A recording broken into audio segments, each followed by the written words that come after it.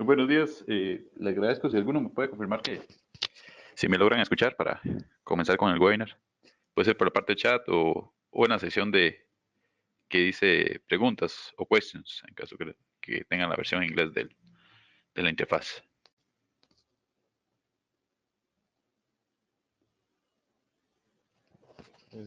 Ok, aquí ya tengo una confirmación y vamos a comenzar con el webinar. Bueno, muchas gracias por su asistencia. Mi nombre es Eduardo Suárez, yo soy especialista de producto del Batrón.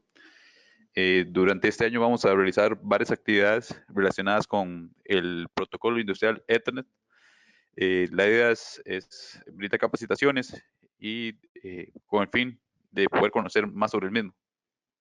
La iniciativa va a comprender diversos tipos de actividades. Lo primero es varios videos en el canal de YouTube. Nos ha ido muy bien con el canal de YouTube. Por ejemplo, en años anteriores hemos desarrollado muchos videos de variadores y nos ha servido mucho como herramienta para aclarar dudas a clientes sobre cómo programar una función en, en un variador. Entonces, ha sido una muy buena herramienta.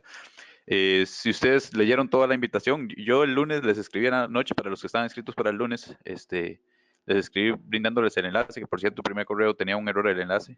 Muchas gracias a los que me corrigieron. Pero hay varios videos como para introducir conceptos básicos que vamos a utilizar hoy. Si no nos han visto, la lista de reproducción va a estar en nuestro canal de YouTube. Se va a llamar Ethernet IP. Va a haber mayor cantidad de videos que vamos a ir agregando. Al día de hoy tenemos 4. Este webinar se está grabando y estaría tanto en la sección de Ethernet IP como en la sección de webinars, donde pueden obtener todos los otros webinars que hemos estado realizando. Si ustedes lo desean, en la página de YouTube del Batrón, a un costado les va a salir la opción de suscribirse. Y si desean recibir notificaciones a su correo cada vez que se sube algún video, pueden presionar en el icono de la campana para poder recibir esas notificaciones al correo. Entonces, la iniciativa, la primera parte son estos primeros videos que hemos grabado. Segundo es este webinar que estamos realizando hoy. Para el 12 de marzo vamos a realizar otro webinar que es sobre subneteo de redes, cómo calcular subredes y por qué es importante segmentar la red. El 3 y 4 de abril vamos a hacer un seminario en La Sabana, en el Hotel Crown Plaza, que va a ser sobre configuración de switches Ethernet. Es muy probable que es sobre el protocolo de Ethernet IP, pero es más de laboratorios de switches. Vamos a utilizar los switches administrables Stratix 5700. Más adelante les nombro cada uno de los laboratorios que vamos a realizar. Y por último, el evento más grande de nuestra empresa, que es la Expo Batrón, que va a ser 16 y 17 de julio. Perdón, 10 y 11 de julio. Aquí tengo un error. Es 10 y 11 de julio, tal como indica esta imagen. Ok. Entonces, ¿qué vamos a ver hoy en el seminario del protocolo de Ethernet industrial? Vamos a ver, inicialmente vamos a comenzar realizando ciertos conceptos básicos. Seguidamente vamos a hablar de lo que es el modelo OSI y TCP, que el Ethernet industrial está basado en estos modelos. Vamos a hacer unas comparaciones entre lo que es una red industrial y una red empresarial. Y después vamos a ir brindando información sobre cada una de las capas de este modelo OSI. Una información un poco más detallada. Vamos a finalizar brindando documentos o publicaciones adicionales en las cuales ustedes pueden obtener mayor información sobre Ethernet IP. Y por último vamos a comentar con mayor detalle los próximos eventos. En cualquier momento, cuando tengan una duda, hay una sección de preguntas en la interfaz, entonces por ahí me pueden escribir y revisamos las mismas. Bueno, lo primero que vamos a hablar, ¿qué es un protocolo? Un protocolo en sí es una serie de reglas o convenciones de cómo un programa o sistema operativo debe comportarse para poder comunicarse. Digamos, nosotros cuando conversamos,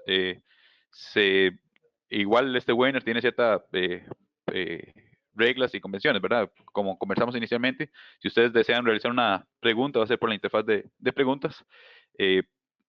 También podemos acordar, por ejemplo, al final del webinar, habilitar los micrófonos, o si alguien quiere hacer una pregunta utilizando el audio, yo le puedo habilitar el micrófono para que la podamos escuchar en caso que sea más fácil de ese método, ¿verdad? Entonces, el ser humano como tal tiene cierta cantidad de reglas para poder comunicarse, de igual manera los dispositivos, y esto es lo que lo que vamos a entender como protocolo. Cuando leemos documentación de Ethernet IP, vamos a ver que se habla mucho de IT y OT. Entonces, IT es el departamento que normalmente tenemos en la mayoría de empresas nuestras, que es el personal a cargo de la red empresarial, digamos, donde tenemos nuestros servidores, las computadoras, impresoras, ¿verdad? IoT es el área ya industrial, donde vamos a tener una red para conectar los diversos dispositivos de control inteligente. Entonces, este término es un término que se utiliza mucho cuando hablamos de el protocolo de Ethernet industrial, y la idea es el objetivo de Ethernet IP es poder integrar ambas redes en una sola. Ethernet IP, un detalle a considerar, la marca Ethernet IP como tal es administrada por la ODVA, que es una organización, y ese es un protocolo abierto. Entonces, ¿qué es la ventaja de que sea un protocolo abierto? Es que cualquier fabricante puede solicitar a la ODVA las especificaciones de Ethernet IP y poder producir dispositivos que sean compatibles con Ethernet IP. Entonces, el hecho de que sea un protocolo abierto nos va a garantizar de que no solo haya un fabricante en el mercado y que se monopolice ese protocolo. Rockwell es uno de los que más ha desarrollado dispositivos, entonces muchas veces tendemos a pensar que el ETNP es algo de Rockwell, pero no obstante es administrado por la ODVA. Esta misma organización administra otros protocolos que trabajan en su capa de aplicación, que más adelante vamos a ver qué es esto, con ZIP, que son como el ControlNet, DeviceNet y el Component. Rockwell, por ejemplo, en Component no tiene dispositivos, no desarrolla con ese protocolo. Entonces, esta organización es la que define las especificaciones de lo que es Ethernet y también lo que es ZIP, que es el protocolo industrial común, eso ZIP. Y entonces nos garantiza que haya compatibilidad dentro de los equipos. Entonces, cualquier otro fabricante que quiera decir que produce equipos ETNP tiene que probar, por ejemplo, esa es una publicación de la metodología de pruebas, de las pruebas que se le deben hacer a un equipo para poder confirmar que es ETNP. Entonces, este es el sitio web de la ODVA. Vamos a ingresar un momento en él. Por ejemplo, digamos que ustedes quieren adquirir un producto y quieren estar seguros que el producto sea compatible con Ethernet IP, digamos, lo quieren integrar con un controlador Logix. Entonces, una de la manera adecuada es ingresar a esta página e ir y verificar en los vendedores registrados. Entonces, hay aproximadamente más de 370 vendedores. Entonces, acá, digamos, por ejemplo, en Marketplace, escogemos Ethernet IP. Está un poco lenta la página web, vamos a esperar. Y nos va a dar una lista bastante grande de diversos fabricantes. Nos va a decir cuáles desarrollan productos con DeviceNet, cuáles con ControlNet, cuáles con Ethernet y cuáles con Component. Vamos a darle un tiempo que termine de cargar. Entonces, esa es la ventaja de la ODVA y es la que tiene las especificaciones de Ethernet IP y también de ZIP, porque más adelante vamos a ver que ZIP es parte fundamental de Ethernet IP.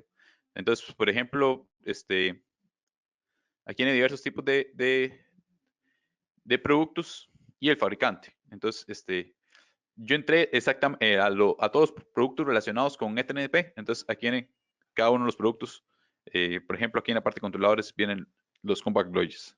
Entonces, esa es la ventaja de tener una organización y que el Ethernet IP sea un protocolo abierto.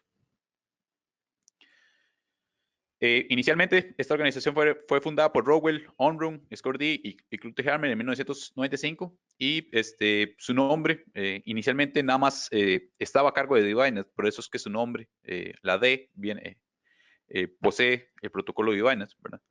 Ya hoy en día posee más de 350 compañías que son competidores, que es parte de lo que de los beneficios, como estamos comentando, de que sea un protocolo abierto, ¿verdad? Y aquí vienen, por ejemplo, las especificaciones de Ethernet IP. parte de las especificaciones de ETNP es ZIP, que vamos a ver que es la capa de aplicación de este protocolo. Y ETNP como tal fue lanzada en el 2000 y va a estar compuesta por el modelo TCP/IP, Ethernet, que ese es el Ethernet normal. El Ethernet industrial lo escribimos con una N mayúscula, eso es un distintivo. Y el ZIP en la capa de aplicación. Okay. A continuación vamos a ver el modelo OSI, donde vamos a quedar un poco más claros cómo se está compuesto ETNP. El modelo OSI es un modelo de 7 capas en el cual se muestra que representa el proceso o diversas funciones que realizan los dispositivos para poder transmitir y recibir mensajes. En el momento de transmisión, los dispositivos utilizamos una aplicación, por ejemplo, HTTP, que es las páginas web. El DHCP es una aplicación para asignar direcciones IP. El DNS es quien nos ayuda, por ejemplo, cuando ingresamos en una página web www.google, él transforma ese nombre de página web a una dirección IP. Y el FTP es otra aplicación que es para transferencia de archivos. Entonces, hay diversas aplicaciones. En el caso del ETNP, del industrial, la aplicación que se utiliza acá en esta capa es ZIP. Entonces, de la capa 5 a la 7, en el caso de ETNP, es ZIP. Entonces, el modelo OSI presenta todo lo que es la capa de aplicación como dividido en 3 secciones, que es aplicación, presentación y sesión. El modelo TCP la resume en una sola, que es aplicación. En realidad estas capas están muy interrelacionadas, entonces muchas veces se resumen en una sola. En el caso de esta presentación vamos a trabajar como una sola. Entonces, esta es la interfaz hacia el usuario, ¿verdad? No sé si han escuchado que a veces se da la broma que cuando algo no funciona es culpa de la capa 8. Entonces, como está la interfaz del usuario, la capa 7, la capa 8 sería el usuario, ¿verdad? Entonces, es de este modelo que sale esa broma. Entonces, en sí la aplicación presenta los datos del usuario, encodifica los datos y tiene el control de las aplicaciones. Después de aquí, los datos se van a empezar a segmentar para poder ser enviados a la red. Entonces, inicialmente, previo a que se envíen datos por la red, todo comienza desde la capa de aplicación y vamos bajando por cada una de las capas hasta que se conviertan bits, los cuales van a ser representados en luz si fuera fibra óptica, ondas electromagnéticas en caso que sea Wi-Fi o pulsos eléctricos en caso que sea por medio de cobre que se vaya a transmitir, ¿verdad? Una vez que el mensaje llega al otro lado, va a subir nuevamente por esas capas. Entonces, la primera capa de la aplicación es la interfaz con el usuario. La capa de transporte es la encargada de establecer sesiones de comunicación para que se puedan transmitir los datos. La capa número 3 es el IP, el Ethernet Protocol, Internet Protocol.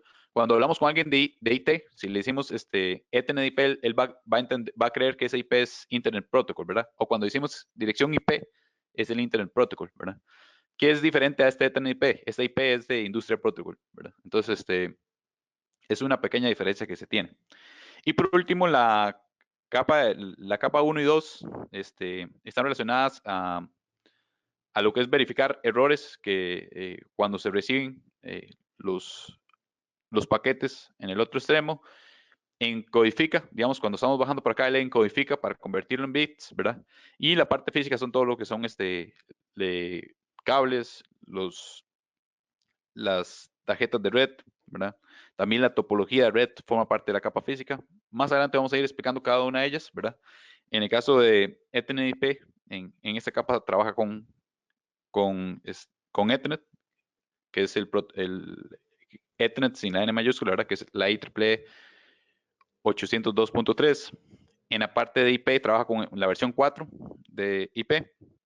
En transporte vamos a ver más adelante que puede trabajar con TCP/UDP. Dependiendo de la aplicación, él escoge cuál de estos dos protocolos utilizan la capa de transporte y en lo que es aplicación trabaja con ZIP.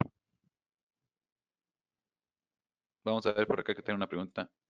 Me están diciendo que tienen problemas con el audio. No sé si me pueden confirmar si los demás me escuchan bien. Acá normalmente la interfaz, sí, Pedro, no sé si usted puede verificar porque me están indicando que sí están escuchando bien. Normalmente la interfaz nos indica a nosotros cuando tenemos un problema en la red y se pierde la calidad de audio. Ah, ok, entendido. Cualquier cosa me avisa nuevamente, hacemos una pausa para que ojalá mejore la calidad. Okay. Entonces, esta imagen muestra de una manera gráfica lo que estamos comentando anteriormente. Por ejemplo, esta imagen es tomada del e-learning o la interfaz para capacitación de Cisco, que se llama NetAcad. Entonces, acá lo que nos muestra es una aplicación empresarial como es enviar un correo. Entonces, el enviar un correo, inicialmente lo que tenemos es cierta cantidad de datos. Estos datos se segmentan dependiendo del tamaño del correo. Es muy probable que un correo requiera que sea segmentado. Todo esto es la capa de aplicación. Entonces, de la capa 5 a la 7. Y en este caso, la aplicación es el email. La unidad acá se llaman datos. Seguidamente pasamos a la capa de transporte, que es la capa número 4. Y él le agrega un encabezado para identificar la aplicación. Más adelante que vamos a ver acá que el segmento le agrega los números de puertos, que los números de puertos están relacionados con la aplicación. Seguidamente pasamos a la siguiente capa, que es la capa número 3, que es que ya a esta unidad se le agrega otro encabezado que se le va a llamar paquetes. Cuando hablamos de la capa de 3, que es de Internet, van a ser paquetes lo que tengamos acá. Seguidamente pasamos a la capa de acceso a la red, ¿verdad? Que es el frame, o trama en español es el nombre que se le brinda a este tipo de unidad. Entonces, vamos a empezar a capsular la información que tenemos acá. En el caso de Ethernet industrial, lo que vamos a capsular son información del protocolo ZIP, que más adelante lo vamos a explicar. Entonces, una vez que yo envío información, se le empiezan a comenzar, vamos bajando por el modelo, por cada una de las capas, y se le van agregando encabezados. Cuando llega al otro extremo, en sí lo que va a hacer el dispositivo es empezar a verificar cada uno de los encabezados y ir desencapsulando el paquete hasta llegar nuevamente a la aplicación. Entonces, ¿qué es exactamente lo que se muestra acá? Inicialmente tenemos datos en la parte de aplicación, seguidamente se segmenta en la capa de transporte, la capa de red, que es el protocolo Internet, le agrega el protocolo IP, le agrega un encabezado, que aquí lo que van a venir son las direcciones IP de origen y destino. Después tenemos la capa de data link, que lo que nos va a agregar son las direcciones MAC de origen y destino. Y por último se transforma en bits y como lo conversamos anteriormente, estos bits son transformados en pulsos eléctricos, si fuera cobre, el medio en el cual se va a transmitir, ondas electromagnéticas en caso que sea Wi-Fi, o un haz de luz, haces de luz en caso que sean fibra. ¿Okay?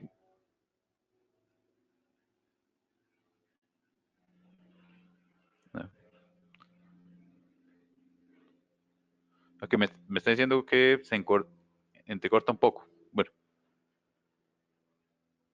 ok, pero otro sí me está diciendo que se está escuchando bien y una persona me dijo que está bajo el audio. Sí, yo no puedo aumentar el audio digamos, de ustedes. Sí tendré que verificar en la computadora de ustedes si aún pueden aumentarlo un poco más. Ok. Sí me están indicando otros que sí están pudiendo escuchar bien. Entonces, no sé si pueden verificar la conexión de red y si es posible utilizar una conexión cableada, tal vez sea un poco más estable. Okay. Entonces, ese es cómo la información se encapsula y se encapsula por cada una de las capas. Seguidamente vamos a empezar a ver con más detalle qué son estos encabezados y qué información nos brindan, qué diagnósticos podemos realizar con ellos. Entonces, ¿qué es ETNP? El protocolo industrial, lo podemos resumir, que es un protocolo en el cual en la capa de aplicación va a utilizar ZIP, que es el Common Industry Protocol. ¿Okay? En la capa de transporte, y después lo que utiliza es el modelo TCP/IP, que el modelo TCP/IP es esto que se muestra acá. Que todo esto no posee ninguna modificación de lo que utilizan las otras aplicaciones que normalmente utilizamos en la parte empresarial, ¿verdad? Como lo que es para transferencia de archivos, páginas web, correo, etcétera. Entonces, el Ethernet puede convivir en la misma infraestructura de el Ethernet que se tiene a nivel empresarial. Esa es una de las ventajas. Es totalmente compatible. Bueno, puede convivir. Ahora sí, para que esos mensajes SIP sean entendidos en el dispositivo final, el otro dispositivo final también debe poder conversar SIP, ¿verdad? Entonces, SIP, ¿qué es SIP? Más adelante lo vamos a explicar de una manera mucho más amplia. El SIP como tal es un conjunto de mensajes, servicios que están orientados a la programación basados en lo que es el paradigma de programación orientada a objetos. Vamos a ver que lo que son mensajes explícitos tenemos que programarlos considerando lo que es este tipo de paradigma. Después, ¿qué más hace Ethernet industrial? Es que en la capa física, los dispositivos de capa física, routers, switches, son cables, son aptos para el ambiente industrial, es decir, soportan mayores temperaturas, vibración, y se clasifican de acuerdo al tipo de la industria. Cuando hablemos de la capa física, que ya va a ser el próximo punto, vamos a hablar más de cómo es que se clasifican, ¿verdad? Y qué publicaciones debemos tomar en cuenta a la hora de seleccionar los productos de conectividad en nuestra red Ethernet, ¿verdad? Y nada más para aclarar nuevamente, el Ethernet IP, la IP que trae el Ethernet con la N mayúscula es de Industrial Protocol, no de Internet Protocol, que es lo que está en la capa número 3, digamos, del modelo OSI.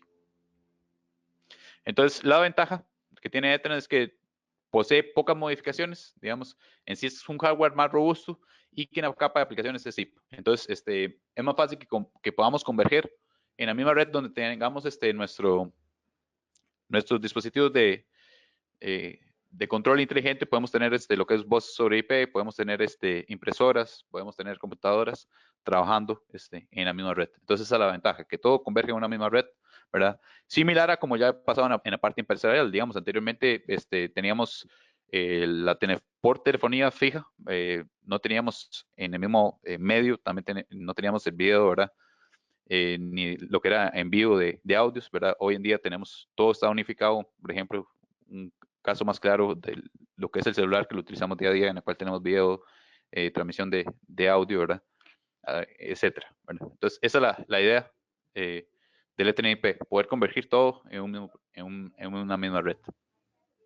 Vamos a hacer ciertas comparaciones entre lo que es una red industrial y una red empresarial. Antes voy a revisar acá si tenemos más preguntas. Ok. Sí, bueno, ahí sigue. Varios me están diciendo que sí están pudiendo escuchar bien, aún sigue el debate. De igual manera, como les indiqué, está siendo grabado. En los próximos días le hacemos llegar el enlace con la grabación. Y si no, igual, si está en nuestro canal de YouTube, la vamos a poder observar. ¿Qué diferencias hay entre una red industrial versus una empresarial? En la industria normalmente los paquetes que transmitimos son de menor longitud, digamos, no son tan largos. Eso sí, se tiene mayor la frecuencia de envío, ¿verdad? Y se tiene menor tolerancia a pérdida de datos, ¿verdad? Imagínense lo mal que podría salir en producción un producto en el cual se pierden muchos datos, ¿verdad? Adicionalmente, es más crítico a lo que se llama jitter. Jitter es qué tanta varianza hay entre una transmisión en otra, o sea, qué tan irregular es la transmisión de datos, ¿verdad? Y es de suma importancia la característica que se llama determinismo, que es el garantizar que los paquetes lleguen en su momento adecuado. Entonces, por ejemplo, un ejemplo extremo, digamos, o el más demandante a nivel industrial es Motion. Motion podría tener un ciclo de trabajo en tiempo muy altos. Por tanto, es de suma importancia garantizar que sea un protocolo confiable, ¿verdad? Para poder trabajar con Motion en estos tiempos tan estrictos, es importante considerar nuestros switches que tengan, tengan la capacidad de PTP, que es el protocolo del IEEE 1588, que es Precision Type Protocol. ¿Okay? Entonces nos va a garantizar un tiempo en nanosegundos, ¿verdad? De entrega a los paquetes. Entonces, es parte de las diferencias. Va a ser mucho más exigente, digamos, en lo que es no va a tolerar muy poco lo que es pérdida de datos y ocupamos que la entrega de paquetes sea regular y controlada. Esto no quiere decir que no se pueda perder ningún paquete, ¿verdad? Pero va a ser más estricto en lo que corresponde al tiempo. Va a depender también de la aplicación. Estamos viendo, en ese caso, hicimos un ejemplo con la aplicación más demandante, que es el control de movimiento, que es donde están los servomotores, ¿verdad? Anteriormente, las redes industriales, otra diferencia es que muchas veces se catalogaban como una red de dispositivos que anteriormente aquí trabajamos mucho con DivineNet. En control trabajamos mucho lo que era ControlNet y la información trabajamos lo que era Ethernet, así era el modelo de referencia anterior. Hoy en día la idea es que todo sea Ethernet, todo sea un mismo protocolo, ¿verdad? Era la manera anterior que era por diversos niveles de arquitectura, todo sea un mismo nivel. Y bueno, las redes como tal, los diversos segmentos los podemos clasificar de acuerdo a la función que ellos pueden tener, ¿verdad? Y vamos a ver que los datos que vamos a recolectar hay dos tipos, de información y de control. En los que son control son datos prioritarios. Y más adelante cuando hablemos de zip, vamos a ver que hay dos tipos de mensajes. Unos que se llaman explícitos e implícitos. Los implícitos van a tener prioridad sobre los explícitos, entonces van a ser entregados de manera más rápida. Entonces, bueno, aquí hay una tabla en la cual nos habla más sobre la diversa información o tipos de mensajes que vamos a tener. Eh, lo que es relacionado con información, por ejemplo, lo que es descargar la programación de un PLC, hacer un respaldo. Hay un tipo de mensaje que uno programa en la lógica de control que se considera no crítico. Va a ser clasificado como clase 3, es decir, son menos prioritarios. Vamos a ver luego que en la capa de transporte utilizan lo que es UDP o TCP. Y después lo que son de control o son de tiempo crítico, por ejemplo, todo lo que son todo lo que es I/O. Por I/O entiéndase todo equipo que agregamos con un add-on profile, módulos de entradas y salidas, variables de frecuencia, motion, todos esos van a trabajar con UDP en la capa de transporte porque es un protocolo mucho más rápido, ¿verdad? Y son mensajes que se van a considerar tipo 1, van a tener mayor prioridad. Más adelante vamos a explicar de manera más amplia este concepto, pero tenemos esta clasificación en los mensajes en la parte industrial. Okay. Otro ejemplo, por ejemplo, que se muestra en esta tabla es tomada hay una guía de Rockwell, toda esa iniciativa de TNP, Rockwell la desarrolló en conjunto con Cisco y Panduit. Entonces, hay guías de diseño. Más al final les voy a brindar una lista de todas las guías de diseño que hay para implementar ya la planta interconectada. Esa, el que se muestra acá, es una buena referencia inicial para leer sobre cómo implementar la planta conectada. Entonces, por ejemplo, aquí vienen, esos son diversos protocolos para realizar lo que se llama resiliencia o hacer un anillo, por ejemplo, a nivel de switches, ¿verdad? Entonces, por ejemplo, el STP es uno de ellos. Acá podemos, y esos son variaciones del STP. Como vemos, el tiempo de convergencia de ellos es de 250 milisegundos. Es decir, si el anillo se abre para volver a establecerse la red, pueden durar hasta 250 milisegundos. Tal vez del lado empresarial ese tiempo pueda ser un tiempo prudente o aceptado. No obstante, como vimos en Motion, la demanda puede llegar a ser de microsegundos. Entonces, es algo que hay que tener en cuenta, ¿verdad? A la hora de ver qué aplicaciones tenemos en nuestra red y verificar el tiempo de convergencia de los protocolos. Entonces, hay que tener mucho cuidado con esto.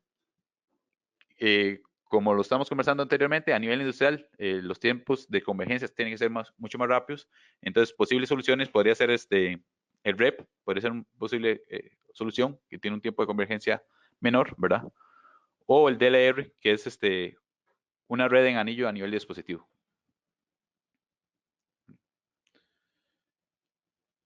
Entonces, acá también hay el tiempo de restablecimiento cuando tenemos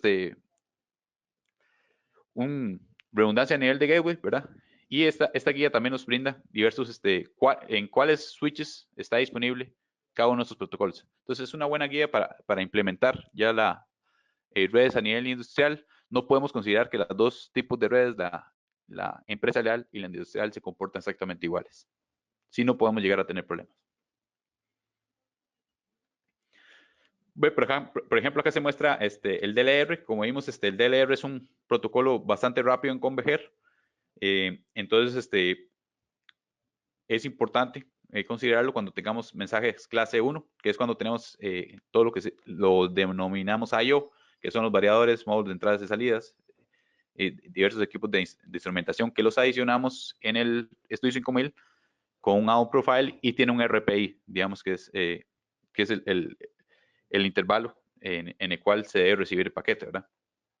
Acá vemos otro DLR utilizando lo que es Zip Motion, ¿verdad? Y Zip Sync, que son protocolos que garantizan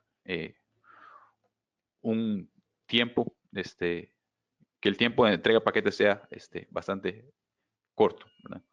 Y tenemos diversas topologías, un anillo de nivel de switches, ¿verdad? Una estrella, etcétera. Entonces, debemos evaluar cada una de las topologías y las demandas de cada una de las aplicaciones para poder definir cuál es la topología a implementar. Para más información sobre esto, pues, lo recomendable es referirnos a esta guía que se muestra acá de lo que es la planta conectada. Otro ejemplo de diferencias entre la red empresarial e industrial es, por ejemplo, el DHCP. El DHCP es una manera dinámica de asignar direcciones IPs o es una manera de asignar las direcciones IPs de manera automática. Entonces, por ejemplo, tal vez en nuestra red empresarial, si vamos, por ejemplo, esta computadora actualmente, si yo voy acá a la tarjeta red de la computadora, bueno, ahorita estoy por Wi-Fi, no estoy conectado. Si vemos acá, está predefinida para que reciba la IP de manera automática. Esto es porque en nuestra empresa hay un servidor de DHCP, digamos, ya podría ser un router, un switch. Entonces se programa ese servidor o un servidor como tal, el cual es el que asigna las direcciones IP a los equipos de manera automática. A nivel empresarial, como la mayoría de computadoras solamente son clientes, en sí ellos lo que hacen es solamente solicitar servicios de un servidor web, de un servidor de correos o enviar archivos a una impresora. Entonces, de cierto modo, las computadoras no es importante qué IP ellas tengan. En sí lo único que nos importa es que se pueda conectar a la red, debido a que ellos solo se comportan como clientes, lo cual no ocurre a nivel de automatización, ¿verdad? Por ejemplo, este controlador ocupa enviar cierta cantidad de mensajes al variador y ocupamos que ese variador siempre esté en la misma IP. Entonces, cuando trabajamos DHCP a nivel industrial, lo trabajamos con direcciones IP fijas. Digamos, en el switch, por ejemplo, un 5700, se puede programar un DHCP persistence, es que se llama. Entonces, yo, por ejemplo, al puerto 1 le digo que el dispositivo que se conecta ahí tenga la IP10, por ejemplo. Entonces, siempre el variador va a tener la IP10. Al controlador en su puerto le asigna una IP, le solicito ese puerto que asigne una IP fija siempre a este dispositivo, ¿verdad? Entonces, esto es lo que ocurre a nivel industrial. Siempre ocupamos que los dispositivos finales se mantengan con la misma IP. Entonces, sí se puede utilizar el DHCP, pero el DHCP tiene que asignar estrictamente cierta IP. Entonces, esa es una de las diferencias. Un equivalente a nivel empresarial, por ejemplo, es una impresora. La impresora, digamos, si tenemos una red, aquí no hay una impresora en este diagrama, pero digamos que tengamos una impresora conectada a un puerto, esa impresora siempre ocupamos que siempre tenga la misma IP para que todos los clientes que tienen puedan enviar los archivos a imprimir esa dirección IP. Si no, si esa impresora pasa cambiando de dirección IP, tenemos que estar realizando configuraciones constantemente para poder enviar los archivos de impresión. Entonces, esa es otra diferencia a nivel industrial, ¿verdad? Que tenemos versus la parte empresarial. Otra que ya denominamos la capa física es más robusta. Un ejemplo muy claro son este tipo de conectores que no vemos en la parte empresarial, los M12, que tienen un sistema de roscado para garantizar una mejor conectividad. Entonces, a nivel industrial podemos tener muchas vibraciones en una máquina. Por tanto, puede ser que sea requerido utilizar ese tipo de conectores. No sé si de momento tienen alguna pregunta. Si no, seguimos procediendo con las diversas capas del modelo óseo.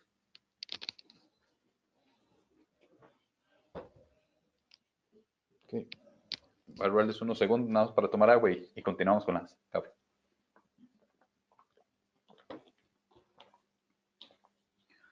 Ok, Ok. Vamos a conversar ahora de lo que es la capa 1 y 2. Bueno, perdón, primero la capa 1, que es la capa física. Vamos a ver por acá, al parecer tengo alguna pregunta. Ok, con respecto a lo que son subredes, el cómo generar subredes, eso lo vamos a ver en el próximo webinar, que es sobre subneteo. Entonces, tengo esa pregunta de parte de Edgar. Saludos, Edgar, y lo que vamos a hacer entonces es en el próximo webinar, vamos a trabajar en lo que son subredes.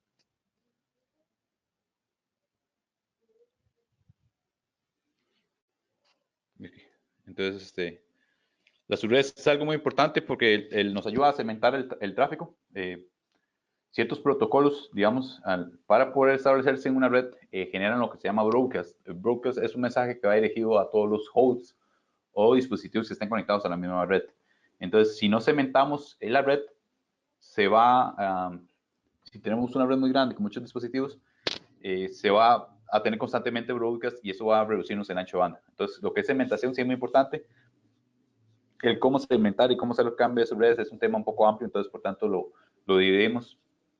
Y además, este webinar también se trabajó de manera independiente. La idea es que quien desea asistir al evento presencial del 13 y 4 de abril, se les recomienda ver este webinar y el de subneteo de redes, porque son parte teórica importante para ya realizar una práctica con switches.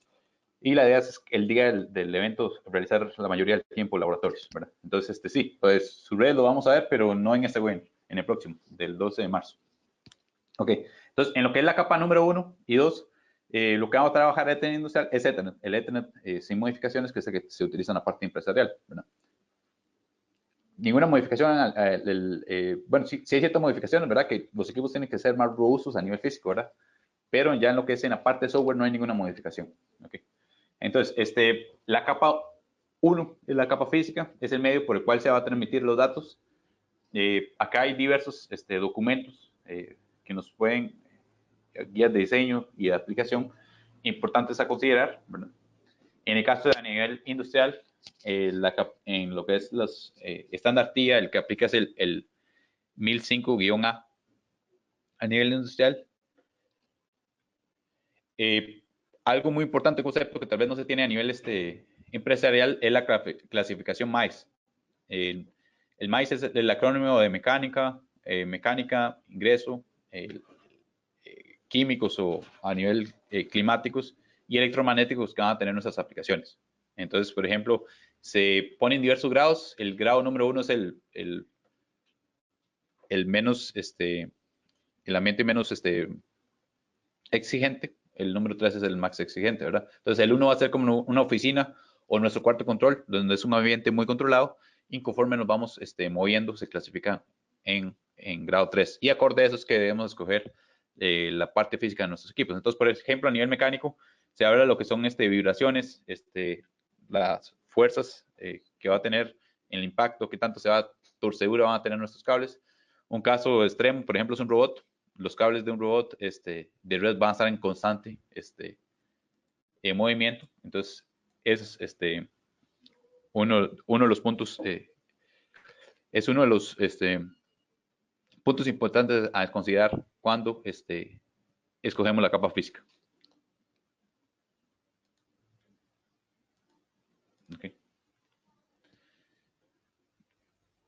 Después, la clasificación de ingreso va a estar prácticamente relacionada a lo que es ingreso de polvo y partículas a nuestros equipos. De acuerdo a la cantidad de partículas que vamos a tener, se va a clasificar o líquidos que vamos a tener, se va a clasificar el producto. Lo que son químicos condiciones climáticas, aquí se muestra que va a estar relacionados a lo que es humedad, radiación solar, ¿verdad? Diversos contaminantes que podemos tener en la aplicación. Aquí se muestra cada uno de los rangos que va a tener el proceso. Dependiendo del rango de temperatura ambiente, se clasifica como C1, C2 y C3. Y la última es electromagnéticos, ¿verdad? Que es dependiendo qué tanto ruido electroestático de radiofrecuencia podemos tener. Por ejemplo, en gabinetes donde tengamos variadores, vamos a tener un alto grado de esta componente. Entonces, lo primero que debemos realizar es clasificar cada una de nuestras áreas de nuestra empresa.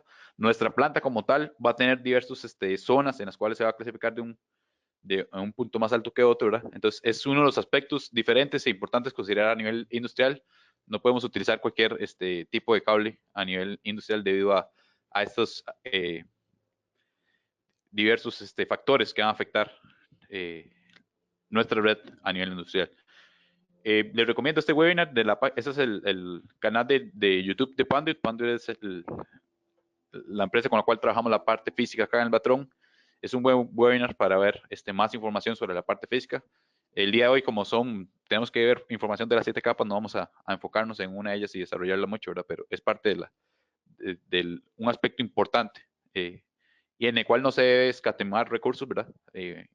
Debido a que se estima que la mayor causa de fallas a nivel industrial es el no considerar los requerimientos adecuados en la capa física, ¿verdad? Entonces, acá también en lo que son capa física, vamos a hablar de lo que son cables de cobre. Está el UTP que no tiene shield versus el STP. Las categorías a nivel industrial tenemos que trabajar con mínimo 5E. Después, cuando consideramos cobre, cuando consideramos fibra, la fibra tiene la ventaja que son mayores distancias y es totalmente inmune a lo que es el ruido electromagnético. Esa es la ventaja de la fibra, ¿verdad? Solo que el costo es superior al cobre, ¿verdad? Y hay dos tipos de fibra, entonces dependiendo de la distancia escogemos el tipo de fibra. Entonces es una guía general sobre cómo seleccionar la capa física de nuestra red Ethernet. Parte de lo que tenemos en nuestra capa física también es definir la topología, ¿verdad? Los que observaron los videos introductorios, hablamos un poco, hay un video enfocado a lo que era topologías.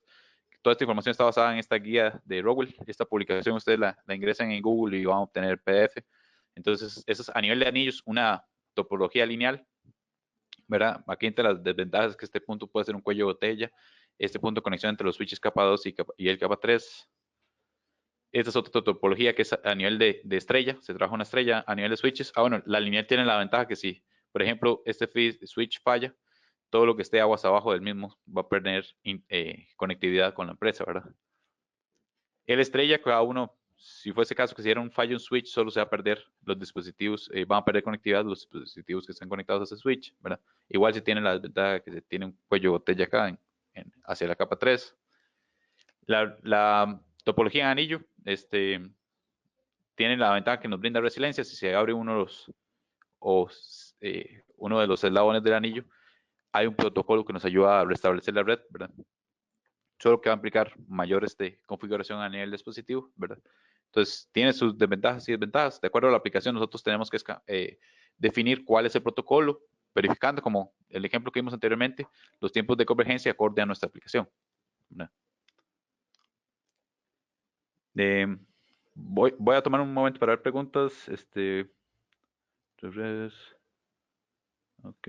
¿Cuál es la velocidad recomendada a pedir en las empresas de servicio de Internet? Bueno, ya el servicio de Internet a nivel empresarial va a depender mucho de las aplicaciones que se trabaje, ¿verdad? Hay que ver si se tiene voz IP o si trabaja también video sobre IP. Entonces, depende de los servicios que se tengan, la cantidad de usuarios es que uno determina el servicio de Internet que va a requerir, ¿verdad? Ok, los links, me están preguntando por los PDFs de Rowell. Al final yo voy a brindar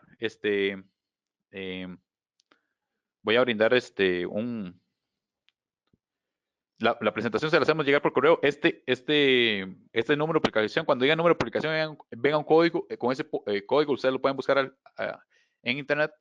Y de igual manera, o si no, bueno, hay unas publicaciones que les puse en la imagen. Por ejemplo,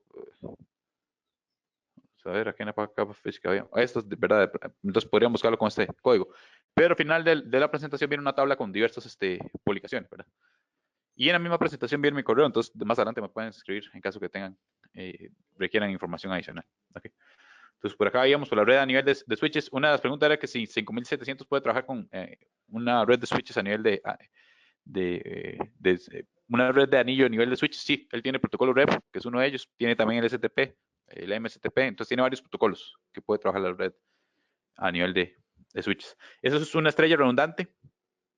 Entonces, nuestro switch de capa 3 o gateway tiene dos puntos de conexión a la red de dispositivos. Si se abre uno de los gateway va a activar el otro. Entonces es una redundancia a nivel de gateway, ¿verdad? Que aquí entraría otro tipo de protocolo, ¿verdad? Otra, a nivel de dispositivo, podemos trabajar con una red lineal, ¿verdad? Para esto vamos a requerir que nuestros dispositivos tengan este puerto doble de red, digamos. En los dispositivos que no tengan puerto doble de red o un dispositivo que constantemente estemos desconectando, lo mejor a considerar en este tipo de topología es un ITAP. Por ejemplo, digamos, si este variador, por razones de seguridad, tenemos que estarlo desconectando constantemente, un Power 755, existe un módulo que él tiene para puerto dual, ¿verdad? Pero, por ejemplo, si el variador se desconecta, ese puerto dual se desenergiza y se abre esta red lineal a partir de este punto, ¿verdad?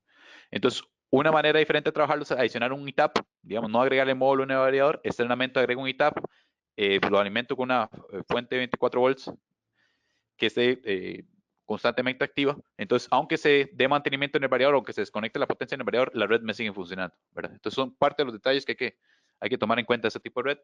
Y si cerráramos esa red lineal, podemos hacer una red de anillo. El protocolo es DLR, ¿verdad? En los cuales podemos trabajar. El 5700 puede formar parte de una red en anillo y ser el maestro de esa red en anillo y conectarnos a la empresa, digamos. Entonces, funcionar como el punto de salida de toda esa red, digamos, el link, ¿verdad? Entonces, son diversas topologías, hay que verificar los tiempos de convergencia, los protocolos, verificar cómo configurar esos protocolos, que es parte de lo importante a considerar en la capa física. Sí, hay tarjetas de Control Logic que tienen puerto dual, ¿verdad?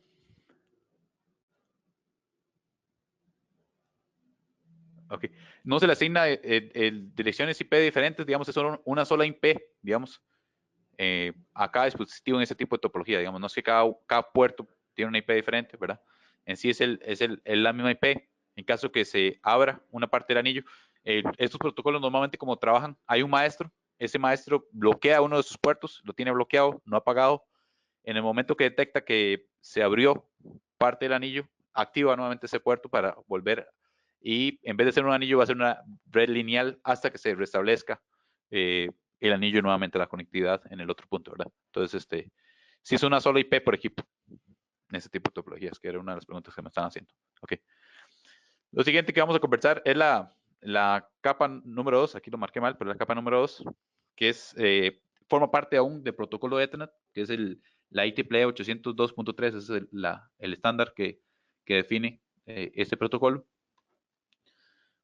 En esta capa lo que vamos a tener ya son las direcciones MAC y hay una parte de software que se llama LLC, que es la parte de software que sirve como enlace con la capa 3, que es donde tenemos la parte de IP. Vamos a ver que al parecer tengo otra pregunta. Ok. Ok, no, era una confirmación que ya estábamos claros con las preguntas anteriores. Como vimos anteriormente, ahorita hablamos de la capa física, que es la capa número 1, vamos a hablar de la capa número 2, que acá lo que vamos a hablar son de frames, es el nombre, o tramas, en español es el nombre que se brinda. ¿Qué funciones tiene esta capa? Esta capa permite, digamos, cuando recibe el paquete en el dispositivo final, primero lo que realiza es desencapsular, convertir los bits y poder verificar, empezar a desencapsular el paquete que se recibe, ¿verdad? En caso contrario, en el momento que enviamos datos, ese es el que prepara toda la información para que los paquetes se puedan enviar por la red, ¿verdad? En esta capa está la dirección física o dirección MAC o dirección Ethernet. Esos son los nombres que se le dan a la dirección MAC. Y también realiza tiene dentro de la trama o el frame, hay una parte donde se detectan errores. Entonces, si hubieron colisiones a nivel de red y la información viene modificada o alterada, él va a detectar que el paquete tiene un error y va a indicar nuevamente al dispositivo inicial si va a dar un mensaje que el frame no se recibió la información como debía ser. ¿Okay? Entonces, de manera un poco más amplia, el frame tiene diversas partes, digamos, la primera tiene dos banderas de inicio y final para detectar dónde inicia y termina el frame, que es la unidad de esa capa. Tiene en la parte de direccionamiento, tiene una MAC de destino de origen. Entonces, inicialmente el dispositivo final abre el paquete, verifica si la dirección de destino es hacia él, ¿verdad? Y si no es hacia él el paquete que va direccionado, él descarta el paquete, ¿verdad? El tipo que se muestra acá va a ser el protocolo de la capa 3 o superior. Entonces van a venir diversos protocolos y la versión 4 que se trabaja en versión industrial, la versión 6 no se trabaja en versión industrial. IMCP es un tipo de protocolo con el cual se realiza ping entre dispositivos, que es un protocolo de capa 3. Y el ARP es un protocolo mediante el cual se llena la tabla MAC de un switch o un dispositivo. Más adelante vamos a ver qué es esto. El control, este espacio de acá es un control para hacer lo que se llama calidad de servicio. Entonces ahí es donde se le da prioridad a los diversos paquetes de nuestra red. Por ejemplo, a nivel industrial, quien va a exigir la mayor cantidad de calidad de servicios Motion, ¿verdad? Digo que es la aplicación más demandante. Después serían los datos, que es la información como tal que estamos enviando, que en nuestro caso a nivel industrial va a ser zip, lo que tengamos acá. Y una última parte que detecta si el frame viene completo o si tuvo ciertas alteraciones. El frame más pequeño es de 64 bytes, el más grande es de 1500 bytes. Si recibimos un frame con menor de 64 bytes, se considera un runt, que esto quiere decir que hubo una colisión y está incompleta la información. Si tiene mayor información que 1500 bytes, se considera un jumbo o un gigante, que eso quiere decir que la información que está acá tuvo que haber sido alterada por ruido en nuestra red. La dirección MAC, que es parte del que está en esta sección de direccionamiento, está confeccionada está en base decimal. Entonces, los dígitos que se van a mostrar a ella van a ir desde 0 hasta F, donde 0 a 9 es exactamente igual al sistema decimal. 0, 1, 2, 3, 4, 5, 6, 7, 8, 9. La A va a representar 10, la B 11, etcétera, hasta la F, que es el número 15, ¿verdad? Entonces, la dirección MAC física o Ethernet, que son los nombres que se le dan a la dirección MAC, está compuesta por dos partes. La primera parte identifica quién es el fabricante del dispositivo. Y la segunda parte es propio cada producto. Ningún producto debe tener dos direcciones MAC iguales. A nivel de Rockwell, en la nota técnica 721805 del Knowledge Base, podemos ver cuáles son los rangos de direcciones MAC de productos de Rockwell. Entonces, si tenemos un producto de Rockwell, debe comenzar con estas direcciones MAC, ¿verdad? La primera parte de la dirección MAC debe comenzar con estos números indicados acá, números y letras. Acá se muestra en una página web como en un módulo de ControlLogix podemos ver la dirección MAC. Y, por ejemplo, aquí un 525 en el módulo control donde viene físicamente indicada la dirección MAC. Entonces, esa es la dirección MAC, que es el direccionamiento que trabajamos en capa 2, que es Ethernet. Parte también de lo que hay que definir en capa 2 es el tipo de switch que vamos a trabajar. Los switches trabajan a nivel de capa 2, es decir, los switches, una vez que reciben un paquete, desencapsulan ese paquete y lo analizan hasta la capa 2. También existen unos switches que son capa 3, que son capaces de realizar enrutamientos, entonces ellos desencapsulan una capa aún más hasta la capa 3, el paquete, y lo analizan hasta la capa 3, ¿verdad? Pero a la hora de seleccionar los switches, que es un dispositivo físico, pero trabaja en capa 2, parte de lo que tenemos que definir es si trabajamos un switch no administrable o un administrable. Entonces, el no administrable tiene sus ventajas, que es sencillo, no requiere configuración, ¿verdad? No obstante, no nos brinda diagnóstico, no nos brinda seguridad, no podemos hacer cementación, lo que se llaman VLANs, que es virtualmente cementar los puertos del switch para que unos correspondan a una red y otros a otra red, ¿verdad? Como anteriormente mencionábamos, la ventaja de esto es reducir el broadcast también a nivel de seguridad. Por un ejemplo, digamos que tenemos un switch de 8 puertos, del cual nos sobraron 3, digamos, en nuestra red. Parte de lo que se recomienda a nivel de seguridad es que esos 3 puertos se ponga una red separada, digamos. Bueno, digamos que tenemos 4 libres. Uno lo dejamos para mantenimiento nuestro, digamos. Ese lo dejamos activo. Lo tenemos una VLAN aparte para mantenimiento, para que la única persona que pueda acceder a la parte de configuración de switch sea los encargados de mantenimiento. Y los otros 3 puertos podemos realizar lo siguiente. Creamos una VLAN aparte, una red aparte, que sea para los puertos que están sin utilizar. Asignamos esos puertos a esa VLAN y los apagamos. Entonces, el día de mañana, si alguien se quiere conectar a esos puertos, no va a poder tener acceso a toda la información de la red en nuestra empresa, ¿verdad? Entonces, es una de las ventajas del switch administrable, nos va a brindar seguridad, también nos brinda la capacidad de escalar nuestra red, lo adecuado, si el día de mañana queremos interconectar toda nuestra planta, lo adecuado es trabajar con switches administrables. Entonces, es algo que tenemos que analizar a la hora de escoger entre un switch o el otro.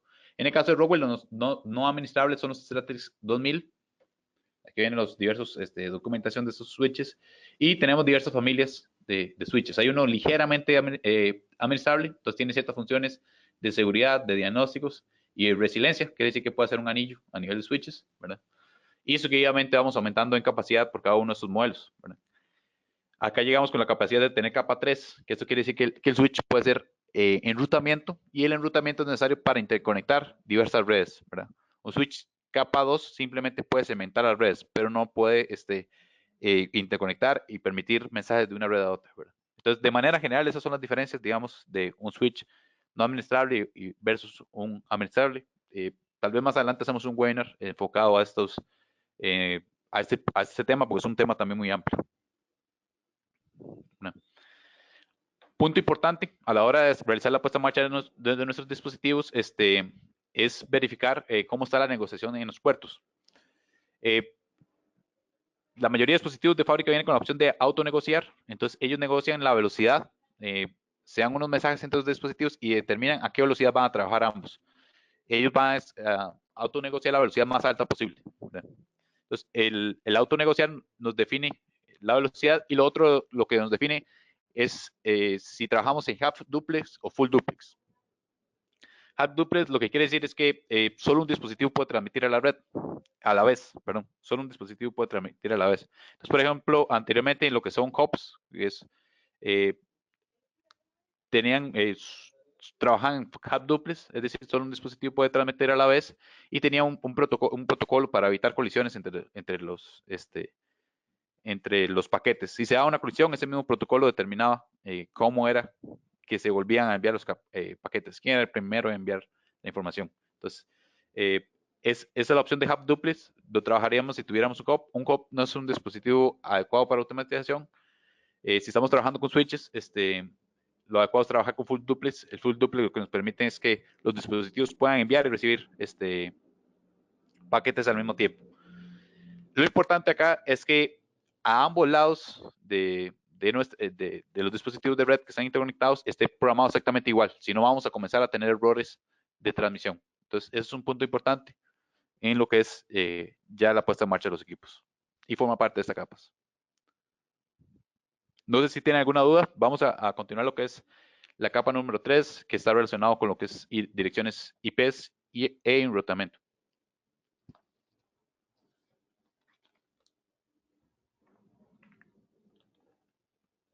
Ok.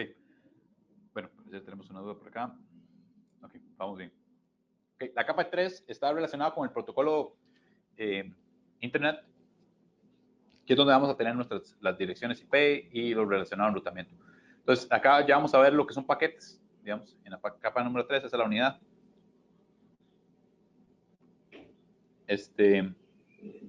Ok. Tengo una pregunta que me está diciendo cuál es el RPI que se le debería colocar a un variador. El RPI no ese es el Request Packet Interval. O sea que cada cuánto deberíamos recibir un mensaje o un paquete de un dispositivo final. Es lo que determina el RPI. Cuando integramos los dispositivos como en la parte de entradas y salidas, es un parámetro que hay que configurar en el Studio 5000. Para los que no conocen, esa es la explicación de lo que es un RPI.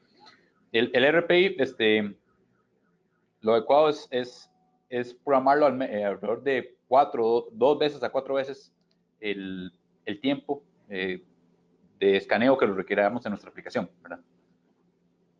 El aumentar el RPI lo que nos va a permitir es que consumir menos ancho de banda. Digamos, si es una aplicación que cambia muy lento, digamos que sea un control de temperaturas que va a cambiar muy lento, entonces tal vez no sea necesario tan seguido estar enviando mensajes de cuál es la temperatura de nuestro sistema de control. Entonces, el RPI depende de la aplicación. Esa sería la respuesta. Y dependiendo qué tan seguido ocupamos estar enviando, digamos, en el caso de un variador de frecuencia, qué tan seguido ocupamos regular la velocidad del variador de frecuencia, o qué tan seguido ocupamos estar monitoreando, por ejemplo, la corriente del motor que está controlando ese variador de frecuencia, es que definimos el RPI. Entonces, no hay una respuesta específica, digamos, va a depender de la aplicación. Okay. Vamos a ver si hay otra pregunta adicional. Okay. Sí, el RPI es variable y va a depender de la aplicación. Entonces, lo recomendable es que sea, lo que no puede ser es que pongamos un RPI más bajo, digamos que sea un dispositivo que su tiempo de escaneo, digamos, un ejemplo así, para poner sencillo, sea un segundo, ¿verdad? Si ponemos un RPI de menos de un segundo, vamos a tener se va a dar constantemente fallas de pérdida de comunicación, ¿verdad? Entonces, sí debe estar por encima del tiempo de escaneo o de envío de paquetes del dispositivo final hacia nuestro PLC, ¿verdad? Sí debe estar por encima, ¿verdad? Lo recomendable es de 2 a 4 veces. ¿Verdad? Pero, como le digo, depende de la aplicación. ¿Okay? Porque no depende del dispositivo final. De acuerdo a la aplicación es que ocupamos mayor, un tiempo más corto de escaneo o no. ¿Okay? Ahora lo siguiente que vamos a hablar es de la capa 3. Acá vamos a hablar de lo que son paquetes. En la capa 3 lo que tenemos brinda los servicios necesarios para intercomunicar los equipos, ¿verdad? Por ejemplo, unos protocolos que tenemos en la capa 3 es el ICMP, que eso es lo que ese protocolo es con el cual trabaja el ping, que es un comando que utilizamos para confirmar conectividad entre dos dispositivos finales. Entonces, en el momento del view, esta capa lo que hace es encapsular los segmentos, ¿verdad? Que vendría de la capa 4, pasa a la capa 3, lo encapsula con un etiquetado. Y este etiquetado lo que tiene son las direcciones IP. Ese es digamos, como uno de los, de la información importante que trae ese encabezado. Y hay varios protocolos que vamos a ver en lo que es a nivel industrial. Trabajamos con IP versión 4, también estaría a nivel, está la versión IPv6 y lo que es el PIN, que ya conversábamos. El ARP es un protocolo para llenar las tablas MAC de los dispositivos que se utiliza para, en el momento que estamos enviando los paquetes, digamos. Y también vamos a tener enrutamiento. El enrutamiento es un protocolo que vamos a programar. Bueno, puede ser un protocolo, puede ser de manera estática, más adelante lo vamos a explicar. Que lo que nos permite es interconectar o poder enviar mensajes entre diversas redes. Encapsulamiento del encabezado que estamos agregando acá. Esta es la información que trae el encabezado, ¿verdad? Entonces, en lo que es versión se define cuál es la versión de IP que vamos a trabajar. El DS define la prioridad de paquetes. Esta área define qué tan prioritario es el paquete. Para que el router, el switch, para que el router, digamos, porque es IP, ya estamos trabajando en capa 3, entonces debe ser un router, un switch capa 3, son los que son capaces de leer hasta este nivel los paquetes. Le dé prioridad. Tiene un espacio que se llama time to live. Es digamos, no sé si ustedes han notado que cuando uno hace un ping, tiene al final un TTL, es el tiempo en el cual después de ese tiempo el paquete se descarta. Entonces, ese es el time to live. Acá hay un espacio de protocolo, que ese espacio de protocolo va a indicar si lo que está en la capa 4 es UDP o TCP. Más adelante vamos a explicar cuáles son las diferencias entre ellos dos, ¿verdad? Las banderas nos van a indicar si es un solo paquete o si la información viene en varios paquetes. Y lo más importante, uno de los más importantes es, nos va a indicar cuál es la dirección IP de origen y destino. Entonces, para saber hacia dónde direccionar ese paquete. Entonces, el protocolo IP trabaja en la capa 3, ¿verdad? Acá tenemos la capa 1 y 2, está la capa 3, capa 4 y de la 5 a la 7, que lo vemos como la capa de aplicación. Entonces, es el Intel Protocol. Tiene ciertas características. Una de ellas es que nos orientado a la conexión. Trabaja lo que se llama best effort, que es mejor esfuerzo, que ya vamos a ver qué es cada una de ellas, y es independiente del medio. Esta capa es la que ajusta o hace el trabajo necesario para que las demás aplicaciones no dependan de medio. Por medio, entiéndase si es onda electromagnética, Wi-Fi, fibra óptica, si es por haces de luz, o cobre, digamos, por pulsos eléctricos, ¿verdad? Entonces, esto es independiente de medios, eso es lo que nos quiere decir el punto 3. Entonces, ¿qué quiere decir que no es orientado a la conexión? Eso es, la capa 3 no verifica si el dispositivo final está disponible para recibir la información.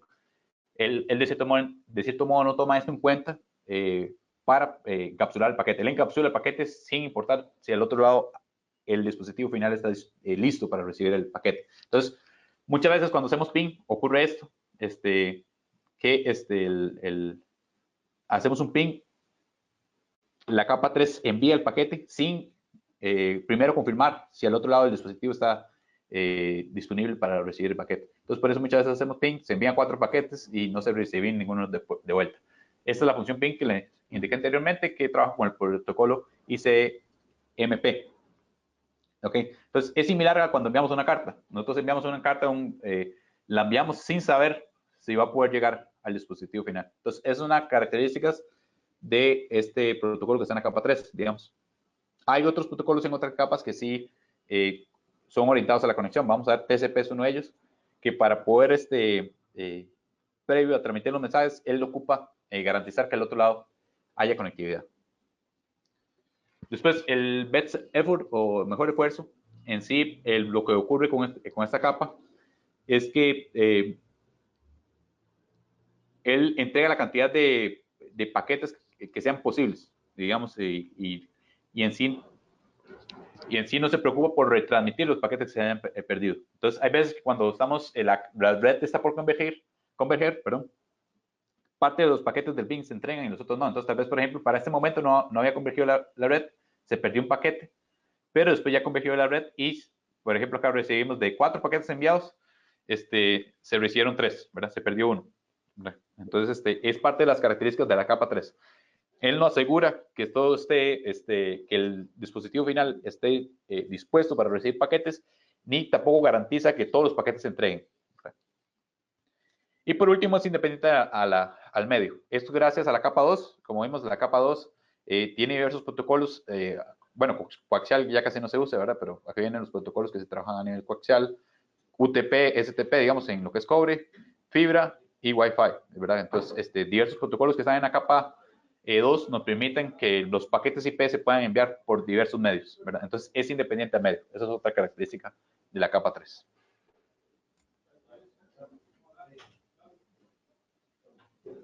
Okay.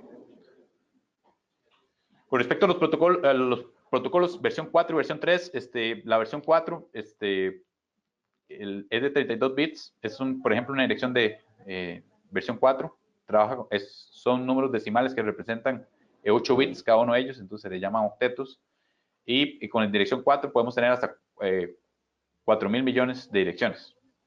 Debido a la gran cantidad y demanda de dispositivos que se están conectando a la red, se ha comenzado a trabajar en lo que es versión 6. Esto no a nivel industrial, pero se está trabajando, digamos, a nivel empresarial. Y ya hay, por ejemplo, este gráfico nos muestra países que ya han adoptado lo que es versión 6, digamos, para lo que es interconectividad de las redes públicas, ¿verdad? Entonces, anteriormente había cierta cantidad de direcciones IP, digo que entre mayor dispositivos están conectados a la red, se agotaron y por eso se comenzó a trabajar con la dirección IP versión 6, que esto ya nos garantiza gran cantidad de direcciones IP, entonces vamos a poder trabajar con ellas de manera tranquilos por un buen rato. La versión 4 tiene solo 32 bits, la versión 6 tiene 128 bits, y esta es hexadecimal. Pero a nivel industrial trabajamos con la versión 4, esos son los dos protocolos. La dirección IP se le llama también dirección lógica y es configurable en el dispositivo. Tiene que estar configurado en el dispositivo para poder comunicarnos. Entonces, por ejemplo, una manera de configurarlo es de manera fija. Entonces, eso, por ejemplo, es en una computadora, una versión 4, tenemos que definir una dirección IP, que es como la dirección del nodo o el dispositivo, una máscara de red. La máscara de red lo que nos ayuda es a entender qué tan grande es la red, cuáles dispositivos están dentro de la misma red y con cuáles dispositivos me puedo comunicar inicialmente. Si quiero ir a una red remota, ocupo el gateway, que normalmente esa va a ser la interfaz del router o el switch capa 3 al cual está conectado a nuestra red. Si es una red aislada, puede ser que no existe el gateway en la misma red, ¿verdad? Eso es una computadora y ese es un ejemplo, un variador public 525. Le estamos asignando una dirección fija por parámetros y aquí programamos de igual manera IP, máscara y gateway. Como conversamos, vamos a tener un segundo webinar sobre segmentación de red. Entonces, vamos a explicar cómo se calcula la dirección de red, cómo se calculan las diversas máscaras de red, ¿verdad? Entonces, de manera general, esto es la dirección IP, estas son las máscaras. Las máscaras, en sí la máscara determina cuántos cantidad de bits están para, cuánto de esos 32 bits que tenemos disponibles son para direcciones de red y cuántos para hosts, ¿verdad? Entre menor sea la máscara, mayor dispositivos hay por red. Y entre más alta sea la máscara, tenemos mayor cantidad de subredes, pero en menor cantidad de dispositivos por red. Entonces, es basado en esto es que se calcula la segmentación de red, que como les dije, vamos a trabajar con más de profundidad en este webinar que va a ser el 12 de marzo. De igual manera, en la página del patrón, en la sección de eventos, se pueden inscribir en la misma. Una manera que anteriormente se trabajaba mucho en las redes era con direccionamiento con clase, ¿verdad? Es muy común que estamos acostumbrados a trabajar con direcciones IP con clase de C, que es una máscara D24, es decir, todo dispositivo que tenga los 3 primeros objetos iguales está entre la misma red, ¿verdad?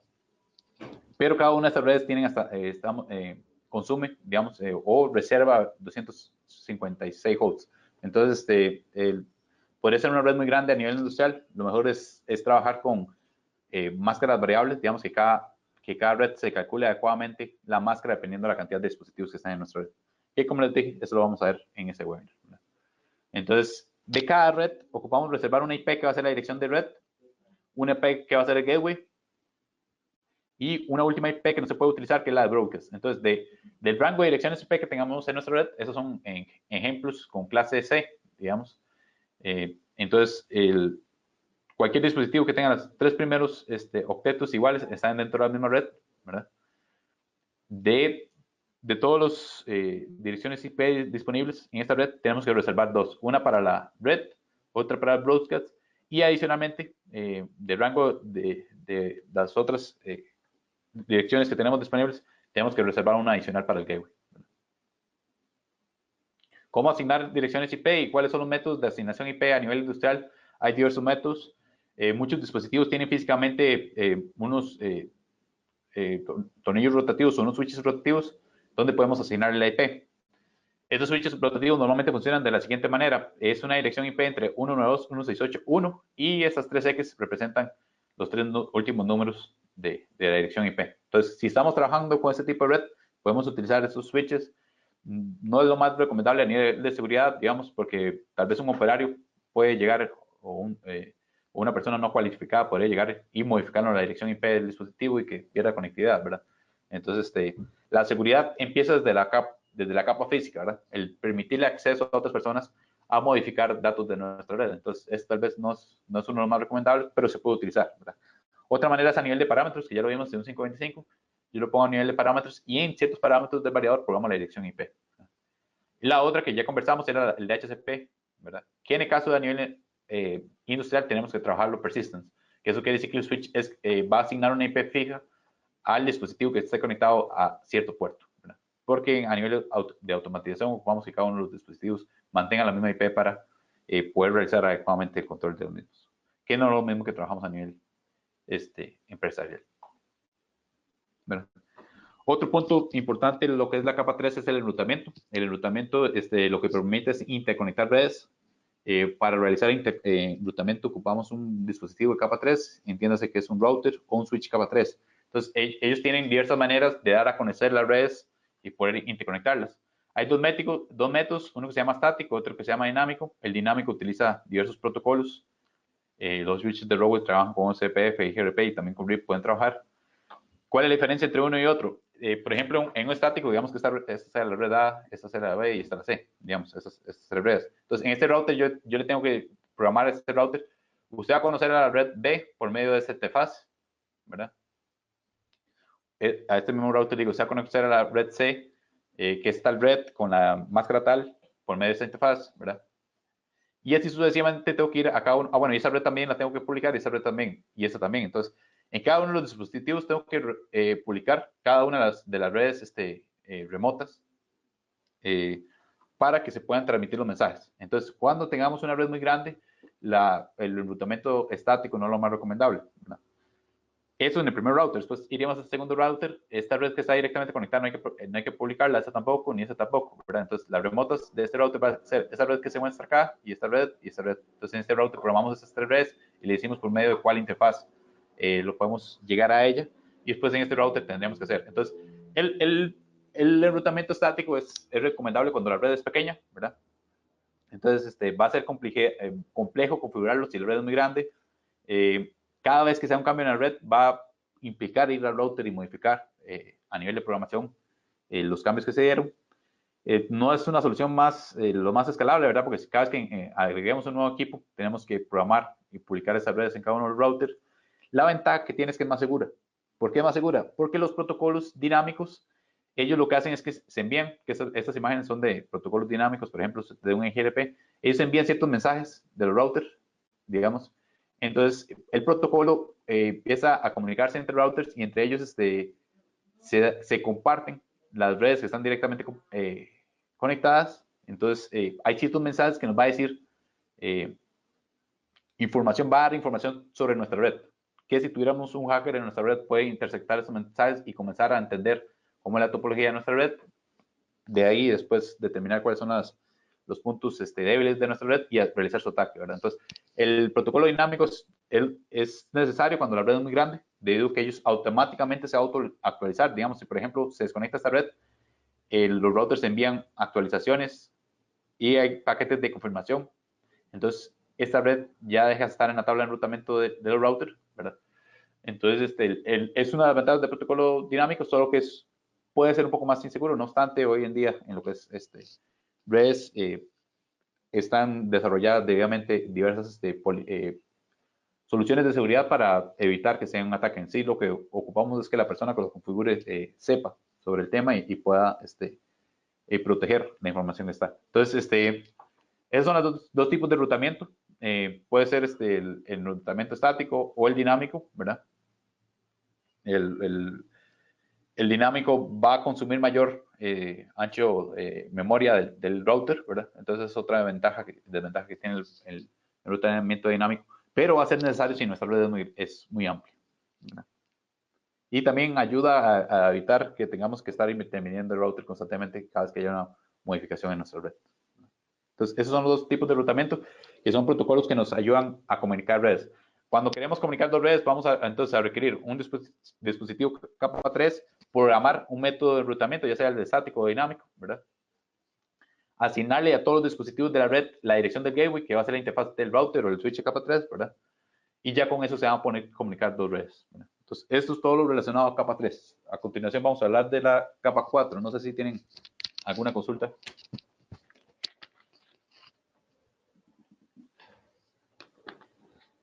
No, ok, vamos a continuar con la capa 4. En la capa 4, la unidad que hablamos es segmentos, ¿de seguro? Entonces, en la capa en lo que vamos a tener es un encabezado, que en sí lo que nos va a brindar es el número de puerto. Ese número de puerto nos va a dar indicaciones cuál aplicación está trabajando en la capa de aplicación, digamos, en la capa 7, de la 5 a la 7, ¿verdad? Entonces, ¿qué funciones tienen? Ellos establecen una sesión o una conectividad con el dispositivo final previo a transmitir. Dependiendo del protocolo, tiene da seguimiento a la conversación y también tiene un flujo de datos, controla el flujo de datos, digamos, que sea el adecuado para que el dispositivo final pueda percibir adecuadamente los mensajes, ¿verdad? De igual manera, esta capa está encargada cuando estamos enviando de cementar los datos y una vez que llega el dispositivo final, resamblar los datos para que sean entendibles hacia la capa de aplicación. Y mediante puertos, que es uno de los puntos más importantes, es que nos identifica qué aplicación es la que se está trabajando en cada uno de los mensajes. Entonces, tenemos dos protocolos, TCP y UDP, en la capa 4, que es tanto utilizado a nivel empresarial, que son estas aplicaciones, una de las aplicaciones que se muestra acá, como a nivel industrial con el SIP, que es el protocolo industrial común. Entonces, el TCP es un protocolo más confiable que el UDP. Él enumera cada uno de los paquetes cuando se envían, previo a enviarlos. Una vez que son recibidos en el dispositivo final, él confirma que los paquetes fueron recibidos. Si hizo falta un paquete, le indica al dispositivo de origen, me hizo falta un paquete, vuelva a enviarlo. Una vez que recibe todos los paquetes, lo reordena, ¿verdad? Y tiene un control de flujo, ¿verdad? Él va a determinar cuántos paquetes puede recibir el dispositivo final para, y qué tamaño, y se lo va a confirmar al dispositivo de origen, ¿verdad? Para que la transmisión sea de la manera más confiable, esa es la ventaja. Ese es un protocolo que es orientado a la conexión, es decir, él no envía paquetes hasta asegurarse que el dispositivo final esté listo para recibir la información. Da desventajas, tiene todas esas ventajas, verdad que es muy confiable, pero tiene las ventajas es que tiene un mayor encabezado, todo el control que realiza requiere mayor procesamiento y mayor consumo de ancho de banda. El UDP, por su parte, es prácticamente todo lo que no sea TCP, digamos, muchas veces así es como se explica. Es mucho más rápido, sí es menos confiable, digamos, porque no verifica que haya conectividad, es no orientado a la conectividad y no hay confirmación de paquetes, ¿verdad? No obstante, dependiendo de la aplicación, puede ser que sea preferible enviar los paquetes muy rápidos y sin tener confirmación de ellos a tener confirmación constante de los paquetes y que sea muy lento. Entonces, tal vez uno pensaría que a nivel de automatización el UDP no es lo adecuado, pero debido a que a nivel de automatización se requieren los paquetes en un intervalo de tiempo muy corto, el UDP es que se utiliza, por ejemplo, en Motion, digamos, es el que se utiliza, se pueden perder uno que otro paquete, sí, se puede perder, pero es el que me da mayor velocidad, ¿verdad? Entonces, dependiendo de la aplicación, si ocupamos mayor velocidad, trabajamos con un UDP, si no trabajamos con TCP. Un ejemplo que tal vez nos da más, que nos ayuda a percibir cada uno de los protocolos, digamos, por ejemplo, un email. Un email, a nosotros nos interesa que el email llegue completo, ¿verdad? De nada nos sirve que nos llegue un email por partes o con ciertas partes que no se pueden ver. Entonces, la aplicación de email utiliza TCP, ¿verdad? No hay problema que se atrase un poco en llegar el email, pero lo importante es que llegue completo, ¿verdad? En el caso del UDP, por ejemplo, a nivel empresarial se utiliza, por ejemplo, en lo que es en video, digamos, por ejemplo, actualmente el protocolo en el cual está funcionando este webinar es UDP, igual cuando uno hace llamada por voz, ¿verdad? Si trabajáramos con TCP, digamos, por ejemplo, si hubiera un problema de conectividad, lo que ocurriría es que se volvería a enviar el paquete que se perdió. Entonces, constantemente tendríamos ruido de una llamada, porque cada paquete que se pierde se vuelve a enviar. Entonces, vamos a escuchar parte de las palabras que se han dicho anteriormente, ¿verdad? Entonces, la aplicación es la que define cuál es el protocolo que trabajamos en la capa de transporte. Cada uno tiene sus características, tiene sus ventajas y desventajas. Entonces, este es el encabezado. Como vemos, el TCP tiene un encabezado mucho más grande, que es el que le permite hacer ese control y ser mucho más confiable. El UDP tiene un encabezado mucho más pequeño, pero lo que le permite ser mucho más rápido, ¿verdad? Ambos lo que comparten es el número de puerto de la aplicación, el puerto de origen y el puerto de destino. En el caso del TCP, tiene una parte de su encabezado para recibir las confirmaciones que fue recibido el paquete, y adicionalmente trae un número de secuencia, que es donde se etiqueta el número de paquete para que cuando llegue al dispositivo final se resamble la información en el orden correcto, ¿verdad? Entonces, los números de puertos, los puertos que va a ir en esta capa, hay diversos grupos de números de puertos. Hay un rango de 0 a 1023, que son los puertos conocidos. Entonces, todas las aplicaciones empresariales conocidas tienen un puerto de 0 a 1023. Del 1024 al 4151 son puertos registrados que son para otras aplicaciones. Por ejemplo, ZIP, que es el protocolo industrial, está en este rango. Entonces, cuando son mensajes clase 1, que es todo lo que es I/O o de tiempo crítico, utiliza el puerto 2222. Y cualquier otro mensaje que sea no crítico, por ejemplo, cuando enviamos a descargar la programación a un controlador Logix, es algo no crítico, va a utilizar el puerto 44818. Puede utilizar TCP o UDP. En sí si el archivo que enviamos es muy largo, digamos, entonces trabaja con TCP para segmentarlo y que esté debidamente etiquetado. Si no, trabaja con UDP, ¿verdad? Y después los puertos dinámicos, que son estos últimos, son los que se utilizan para, por ejemplo, cuando tenemos, vamos a ver más adelante, cuando tenemos una computadora, digamos, para identificar y que el paquete pueda, la información que solicitamos pueda regresar nuevamente a la computadora. Ya vamos a ver un ejemplo. Primero, aquí están la lista de puertos bien conocidos, digamos, que son los que normalmente vienen en las aplicaciones empresariales. parte de lo que para lo que se utilizan los puertos, el número de puertos nos identifica el tipo de aplicación que estamos corriendo, ¿verdad? Por ejemplo, esta es de email, página web segura. Entonces, parte de lo que podemos hacer en nuestro firewall o en nuestro router es a ciertos dispositivos bloquearle ciertos puertos. Entonces, por ejemplo, X computadora no va a tener acceso a Internet, entonces lo que hacemos es programamos una lista de acceso, que es el nombre que se le da a esto, en el cual denegamos el servicio de HTTP o HTTPS a los usuarios de X dirección IP. ¿Verdad? Entonces, es parte de lo que se puede trabajar y importancia de los puertos, ¿verdad? Entonces, aquí vienen diversas aplicaciones y qué protocolo utiliza la aplicación. Como anteriormente lo mencionábamos, acorde a la aplicación se determina cuál protocolo de capa 4 trabajamos. Entonces, por ejemplo, aquí está un caso en el cual se está enviando, el puerto destino es el puerto 80. El puerto 80 se muestra acá, va a trabajar por TCP y es HTTP, o sea, una página web. Entonces, bueno, aquí vienen dos ejemplos, vamos a trabajar con solo el de este lado. Entonces, como puerto de origen, se utiliza un puerto bien conocido. Este puerto de fuente es la computadora. Utiliza un puerto, seguimos acá, de los dinámicos o privados. Entonces, esta computadora utiliza ese puerto, digamos, para envío. Entonces, en el paquete, en este caso, como es puerto 80, utiliza TCP. Si vemos acá, puerto 80 utiliza TCP. ¿Verdad? Entonces, una página web, queremos que la información se muestre la información completa, no incompleta, por eso utiliza TCP. Entonces, enviamos una solicitud de una página web al servidor. Aquí nuevamente lo que estamos hablando, cuáles eran los puertos de destino, ¿verdad? Que son bien conocidos. Y los puertos de fuente son dinámicos. Una vez que se recibe en el servidor responde a la solicitud que realizó este cliente, utiliza como fuente el puerto 80, que es la página HTTP que está en este servidor, y como destino el puerto que anteriormente habíamos utilizado como fuente de una computadora. Entonces, por ejemplo, una computadora que tengamos una página, un Google Chrome abierto con varias pestañas, con diversas páginas web, la manera en la cual el servidor sabe a cuál pestaña direccionar la información que le estamos indicando es por medio de este puerto dinámico, ¿verdad? Cada pestaña de nuestra página web va a tener un puerto, entonces esa es la manera en la cual él sabe cómo explicar la información. Imagínense que si no tuviéramos esos puertos, podría ser que lo de la pestaña número 1 se nos muestre en la pestaña número 2, etcétera, ¿verdad? Entonces, eso es una información importante que va a venir en el protocolo, en la capa 4, y cuando hagamos análisis de paquetes, digamos, es de suma importancia.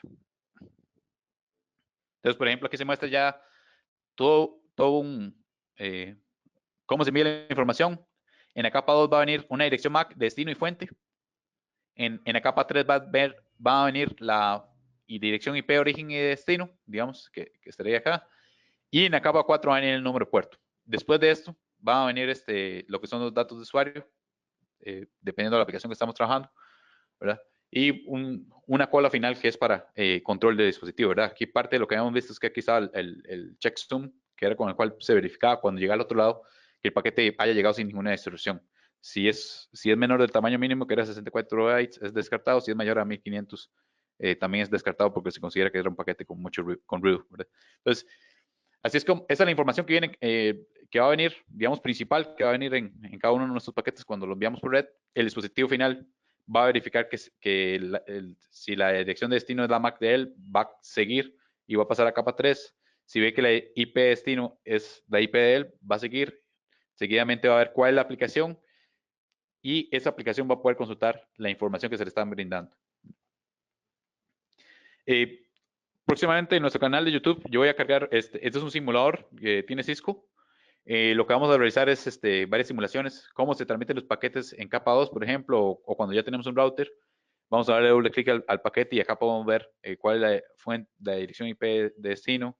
Por ejemplo, acá dice que es un ICMP, quiere decir que era un ping, lo que estábamos trabajando en este momento, ¿verdad?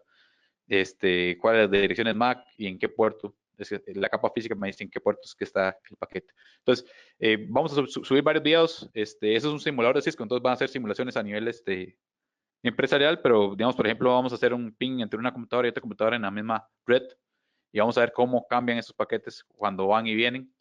Seguidamente vamos a hacer un ping a una red remota y vamos a ver cómo el router modifica ese paquete para que pueda llegar a esa computadora. Y por último, lo que vamos a hacer es poner un servidor que sea un DNS y otro que sea una página web.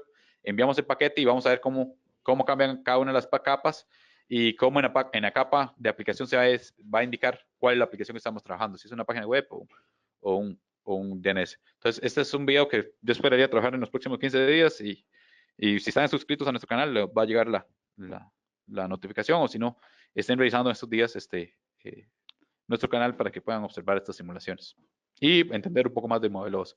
No lo metimos dentro del webinar porque el tema es bastante extenso, entonces por esa razón no fue parte de este webinar, pero está bastante relacionado. Por último, vamos a hablar de las últimas capas, que es ZIP. No sé si hay una consulta, vamos a brindar un espacio para consultas.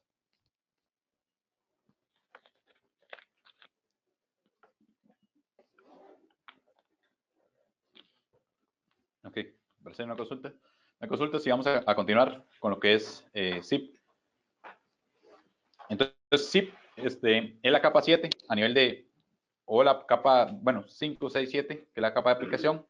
Es el protocolo industrial común. Anteriormente era llamado el protocolo de información y control. Ese era el nombre anterior. El ZIP como tal es una suite o un grupo un conjunto de mensajes, servicios y perfiles de usuario para aplicaciones industriales, como lo que es control, información, safety, sincronización, motion. ¿verdad? Entonces tienen varias aplicaciones y varias funciones. Por ejemplo, anteriormente hablamos del ZIP Sync, que ese protocolo nos garantiza que el tiempo sea en nanosegundos en el cual se transmiten los datos, ¿verdad? Apto para la parte de motion. Existe un ZIP Safety, que es una aplicación del ZIP que es el que nos permite trabajar la parte de seguridad a nivel de Ethernet IP, ¿verdad? Entonces, y hay otra parte de energía que es para monitoreo y administración de la energía en nuestras redes industriales. Entonces, el ZIP es un concepto bastante amplio y vamos a hablar general del ZIP como tal, no vamos a hablar de ninguna de estas aplicaciones como la de Safety, Motion o Energy. El ZIP es la capa de aplicación para diversos protocolos industriales. Por ejemplo, Ethernet IP en la capa de aplicación, como ya lo hemos comentado, trabaja con ZIP, pero Bitbuy también trabaja con ZIP y Control también trabaja con ZIP en esta capa de aplicación. Entonces, es común, por eso se llama el protocolo común industrial. Y anteriormente, como les había mencionado, la ODVA también trabaja otro protocolo que es el Component, que en este caso Robot no tiene no tienes ningún dispositivo o no desarrollas dispositivos en ese tipo de protocolos. Tengo una pregunta que indica, bueno, tenía otra de LEDER que no la había visto anteriormente, que si cuando tenemos estaciones de control remotas a largas distancias, influye el RPI. Siempre que agreguemos un dispositivo en la parte de I/O, o sea, con un AUN profile, que las entradas, los módulos de entrada de salida remota lo agregamos ahí, siempre va a haber un RPI y eso es considerado un mensaje clase 1. ¿Okay? Entonces, y se le llama también mensajería implícita, que ya lo vamos a explicar. ¿Okay? Y la otra pregunta es, ¿los puertos source siempre son puertos conocidos y los de destino son dinámicos? Depende, digamos, porque, digamos, si es a nivel industrial, el puerto de destino, dependiendo del mensaje, va a ser un puerto registrado, ¿verdad? Ya vimos que los ZIP trabajan con puertos registrados, no con puertos bien conocidos. A nivel empresarial, sí, todo debería ser puerto bien conocido, ¿verdad? A ver, sí, depende del punto de vista, ¿verdad? Porque si estamos viendo el mensaje desde el servidor hasta el cliente, el destino ya va a ser uno dinámico, ¿verdad? Pero a la salida de un cliente, sí, el puerto de destino debería ser un dinámico y, y el cliente lo que hace es solicitar servicios. Entonces, los servicios deberían ser un puerto bien conocido, digamos. Entonces, no sé si le respondí adecuadamente o si me di a entender con esa pregunta. Entonces, los puertos, sí, depende de la aplicación, digamos, es que se define el tipo de puerto, ¿verdad? Y no sé si lo han notado, cada una de las capas tiene un enlace hacia la siguiente capa, ¿verdad? La capa número 4 nos indica los números puertos, que es la capa 5, 6, 7, que es la de aplicaciones, ¿verdad? Entonces, vamos a ver, acá sí. Ok, muchas gracias, con mucho gusto. Entonces está clara esa pregunta. Entonces, el ZIP, entonces lo que nos va a permitir es que nuestra red industrial pueda convivir con la red empresarial, ¿verdad? Compartir recursos, ¿verdad? Está basado en lo que se llama un paradigma de programación de objetos. Ya vamos a explicar qué es eso, en caso que nunca hayan escuchado que es la programación orientada a objetos. Y, por ejemplo, eso es una publicación donde se explica de manera amplia el ZIP de la ODVA.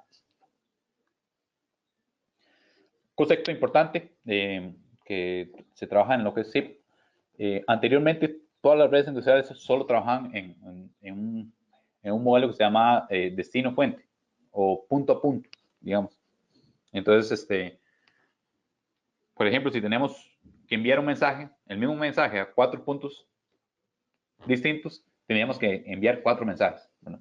Entonces, eso es lo que se llama unicast, ¿verdad? Va un mensaje de un dispositivo inicial a un dispositivo final. Otros nombres que recibe este tipo de modelos es polling o request response. Entonces, ¿qué desventaja tiene este modelo? Es que es más difícil sincronizar los nodos porque el mensaje llega de maneras, puede llegar a tiempos distintos, a los dispositivos finales. Y también se está desperdiciando ancho de banda, digo que estamos generando estamos enviando un mismo mensaje varias veces, ¿verdad? Entonces, eso es un modelo que se tenía anteriormente. Cuando lea zip, puede ser que escuchen sobre estos conceptos. Otro es el modelo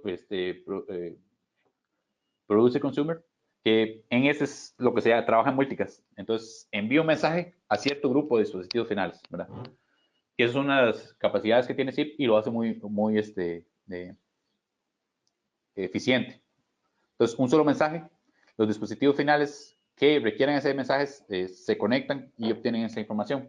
Entonces, nos permite tener mayor sincronía entre entre el dispositivo, entre el servidor y los clientes, digamos. Entonces, eso trabaja con lo que se llama multicast. Hay un protocolo para eso, es el IGMP. Por tiempo no lo vamos a explicar de una manera más amplia, pero digamos, este tipo de mensajería nos hace más eficientes en nuestro sistema de control, ¿verdad? ¿Qué más tiene el zip? Los zip trabajan con los EDS o los Electronic Data Sheet.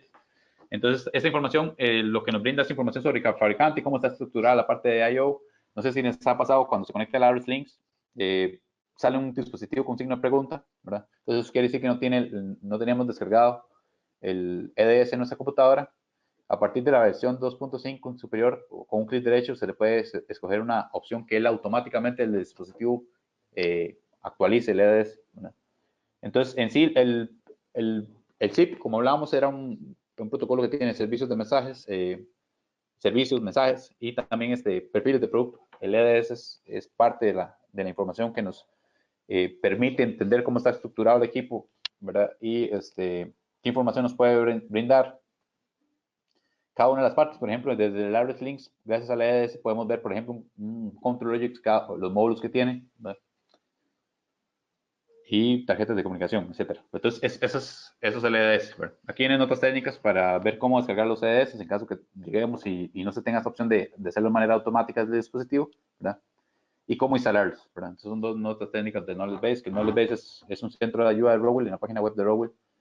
Cualquier técnico o ingeniero que trabaja con dispositivos de Rowell es de suma importancia conocer este sitio web. Con solo eso se convierte en un experto en soluciones de problemas de Rowell. Muchas de las preguntas que recibimos acá en el patrón, se podría decir un 70-80% se resuelven con el Knowledge Base. Entonces es una herramienta muy importante. Entonces retomamos esta tabla que ya habíamos visto anteriormente. Hay dos tipos de mensajes, no críticos y críticos, ¿verdad? Entonces, por ejemplo, todo lo que es control de motores, control de entradas y salidas, va a ser considerado crítico. ¿Verdad? Y como es crítico, podamos enviarlo lo más rápido posible, entonces va a ser clasificado como clase 1 y va a utilizar UDP porque tiene un menor encabezado, entonces el dato se transmite mucho más rápido. Todo lo que es I/O se considera así, y todo lo que tenga programado un RPI es considerado información crítica. Entonces, cuando se está por enviar un mensaje, ese tiene prioridad, y esos son lo que se llama mensajes implícitos. Por otro lado, tenemos los mensajes explícitos, que es, por ejemplo, cuando hacemos una carga, descarga de programación, o cuando utilizamos una instrucción de mensaje, que más adelante vamos a utilizar una instrucción de mensaje para explicar lo que es la programación orientada a objetos. La ventaja del explícito, como su nombre lo dice, todo se muestra de manera explícita, ¿verdad? Entonces vamos a poder observar cómo es que funciona la programación orientada a objetos que tiene zip. Entonces, es clase 3 y es información no prioritaria. Entonces, si en un momento dado un dispositivo recibe estos dos paquetes, va a darle prioridad al clase 1. Entonces, los implícitos, como hablamos, los implícitos van a trabajar con UDP, ¿verdad? Van a trabajar con Ethernet, van a trabajar con IP, ¿verdad? Que es el capa 1, 2, capa 3, capa 4, y a nivel de aplicación trabajan con Cipro. Son conectados, la conexión siempre se mantiene activa. Digamos, por ejemplo, cuando yo en el estudio 5000 genero, aquí me disculpa que aquí se me corrió la indicación aquí, en la parte de I/O, cuando yo genero un dispositivo en Ethernet, en el momento que lo genero aquí, la mensajería que sale entre controlador y ese dispositivo es implícita y siempre va a estar activo, ¿verdad? Entonces, ya ellos tienen preestablecida una conexión, entonces el tiempo de comunicación entre ellos va a ser mucho más rápido, ¿verdad? Y como lo dice su nombre, es implícito, no logramos ver cómo es que se da esa conectividad. Entonces, y a la hora de configurar el módulo acá por el lado de un profile, definimos un RPI, que era la pregunta que nos hacía Leder, ¿verdad?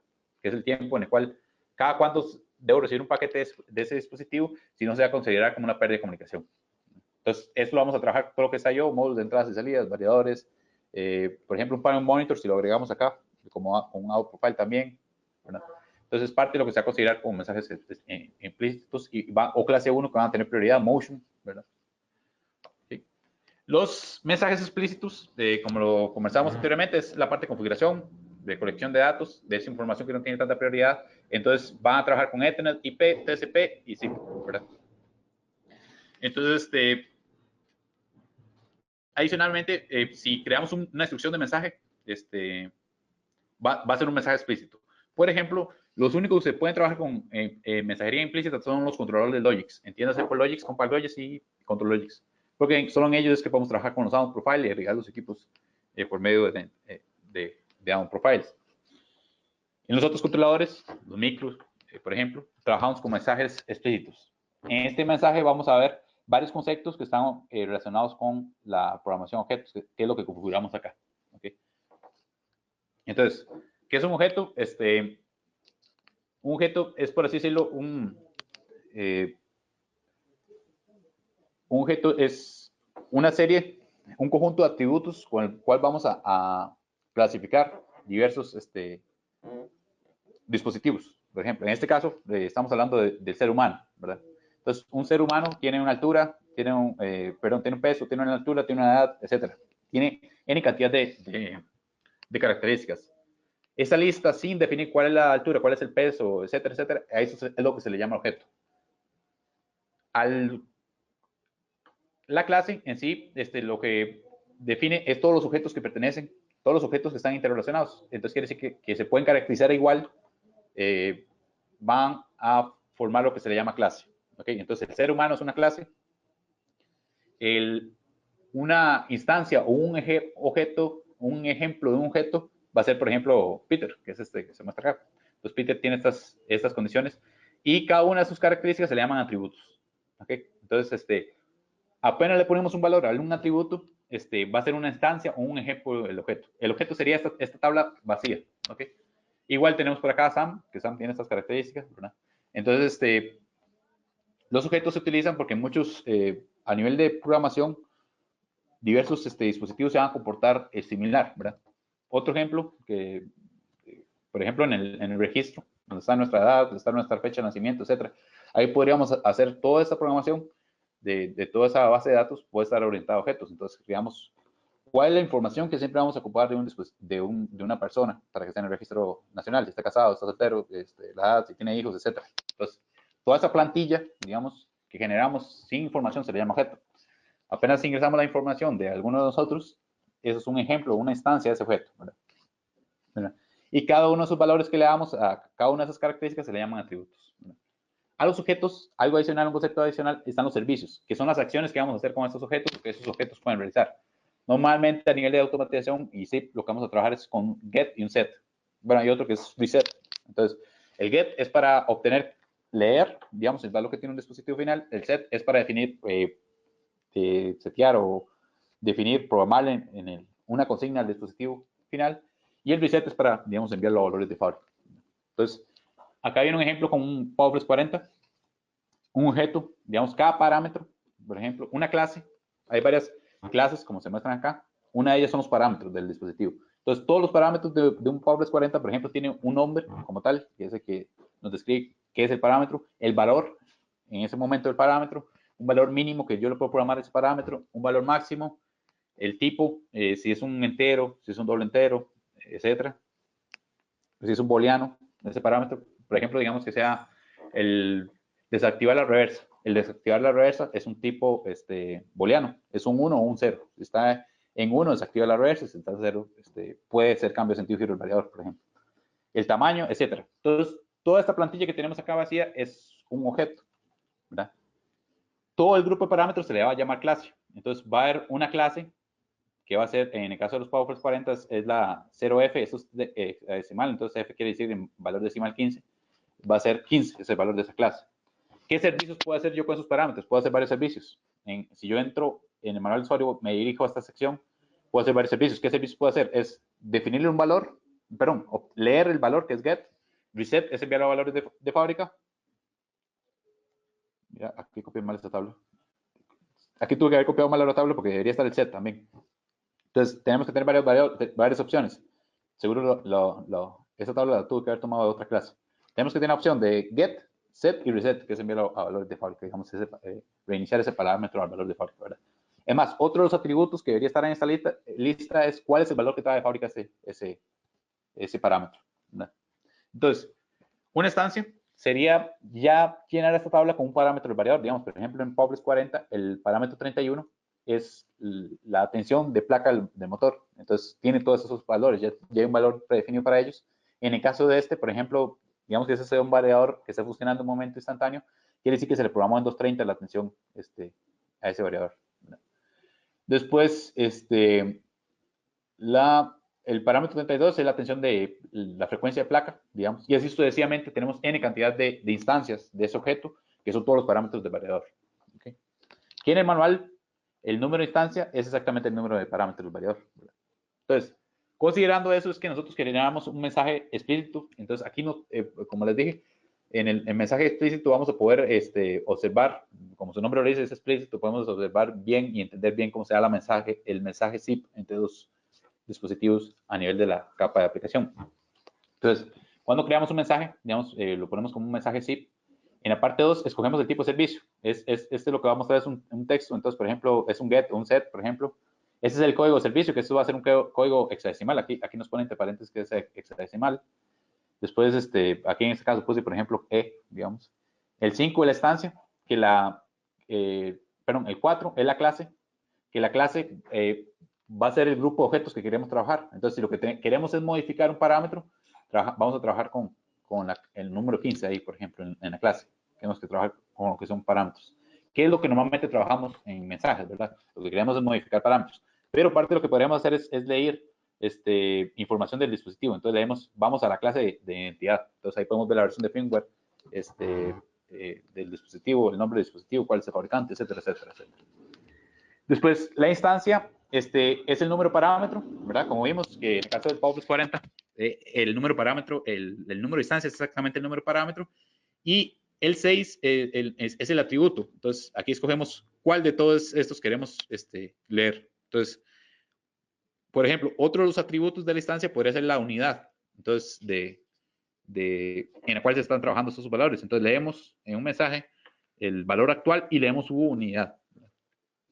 Entonces, así es como se trabaja la mensajería explícita.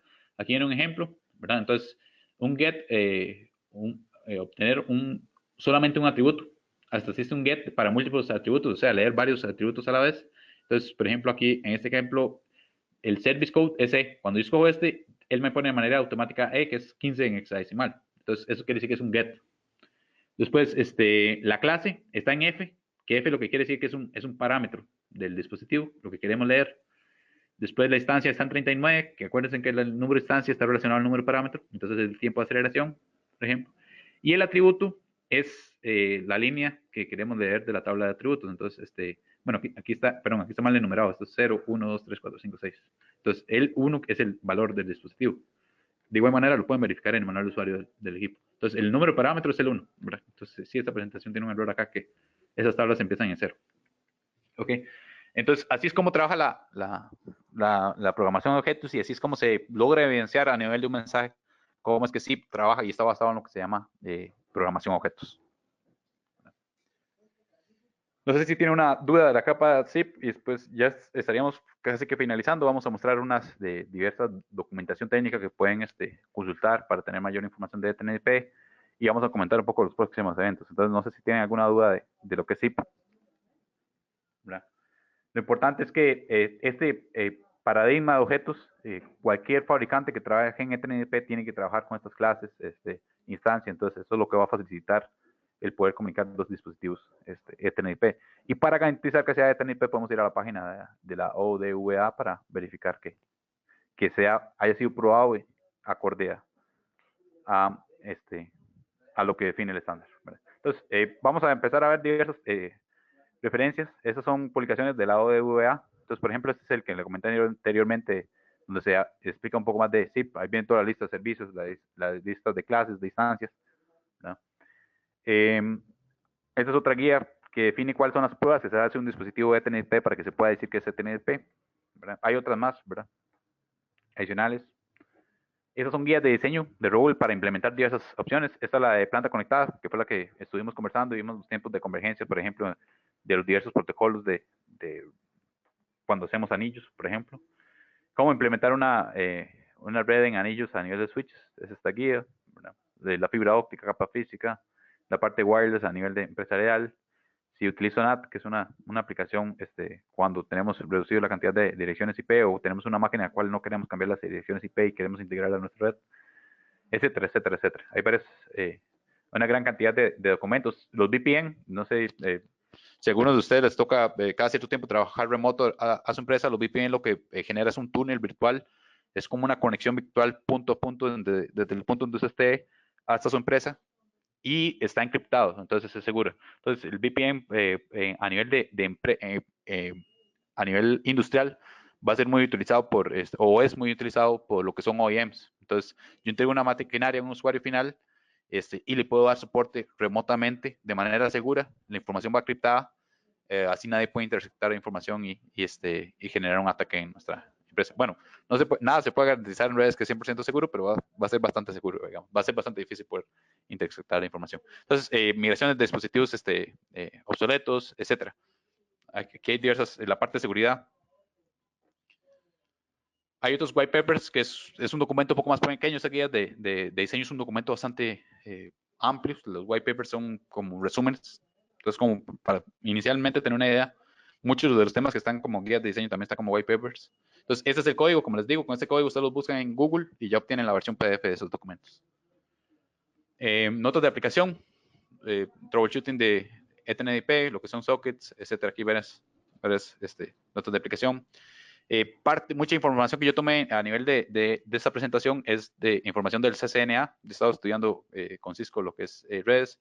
Entonces, muchas de las imágenes que tienen un recuadro, bueno, esta con un número 2, vamos a ver por acá donde hay una, estas, por ejemplo, fueron tomadas del CCNA. Lo más recomendable, digamos, si quieren ampliar sus conocimientos a nivel de redes, es tomar un curso de redes. Cisco es una de las empresas que tienen muy bien desarrollada el e-learning que tiene Cisco es bastante bueno. Entonces, se los recomiendo. Igual hay otras empresas, pero Cisco es como el que está más distribuido a nivel global. Entonces, hay diversos capítulos. Si quieren obtener más información sobre diversos temas, por ejemplo, en la parte de subneteo, que es la que vamos a ver en el próximo webinar, está en el capítulo 8. No obstante, pueden utilizar esto, buscar en algunos de estos temas videos en YouTube. Como Cisco está en la red educacional de Cisco, está por prácticamente todo el mundo. Hay muchos videos de YouTube de gente que explica cada uno de esos capítulos. Entonces, si quieren obtener más información de cada una de las capas, pueden buscarlo así en YouTube. De ZIP no, porque el ZIP es algo industrial, ¿verdad? Pero en Cisco sí hay muy buena información y hay muy buenos canales de YouTube. Ya en la implementación hay una nota técnica que sí es muy importante, que es abierta a todo el público, que es la 57174, que es el libro Conocimiento de ETNP. Entonces vienen muchos detalles ya para lo que es implementación de ETNP y aclarar otros conceptos.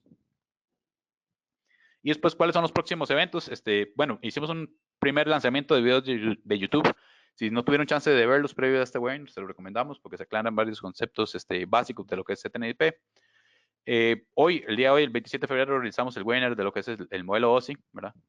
Y después tenemos el 12 de marzo, igual en nuestra página web se pueden inscribir, otro webinar en el cual lo que vamos a hablar es la importancia de segmentar la red, cómo calculo cada una de las subredes, ¿verdad? Cómo voy a garantizar si un dispositivo, cómo puedo darme yo cuenta si un dispositivo se va a poder comunicar con otro, digamos, si está en la misma red o no, y cómo puedo limitar el broadcast. Entonces, esto es parte de lo que vamos a ver en el webinar. Y en el evento, el nombre inicial que le habíamos dado era un seminario de protocolo de Ethernet IP industrial. No obstante, el evento es bastante práctico. Va a ser de muchos laboratorios, que va a ser en el 3 y 4 de julio, en el Hotel Ground Plaza en la Sabana, acá en Costa Rica. Entonces, como ven, va a haber muchos laboratorios. Nos va a acompañar un ingeniero de Panduit que nos va a dar una charla de consideraciones de la capa física. Vamos a hacer un laboratorio en el cual vamos a analizar la tabla MAC para ver direcciones IP y MAC de cada uno de los dispositivos de una red. Un laboratorio de asignaciones de direcciones IP, ya sea de manera fija o DHCP. Vamos a programar un DHCP con un SATA 5700.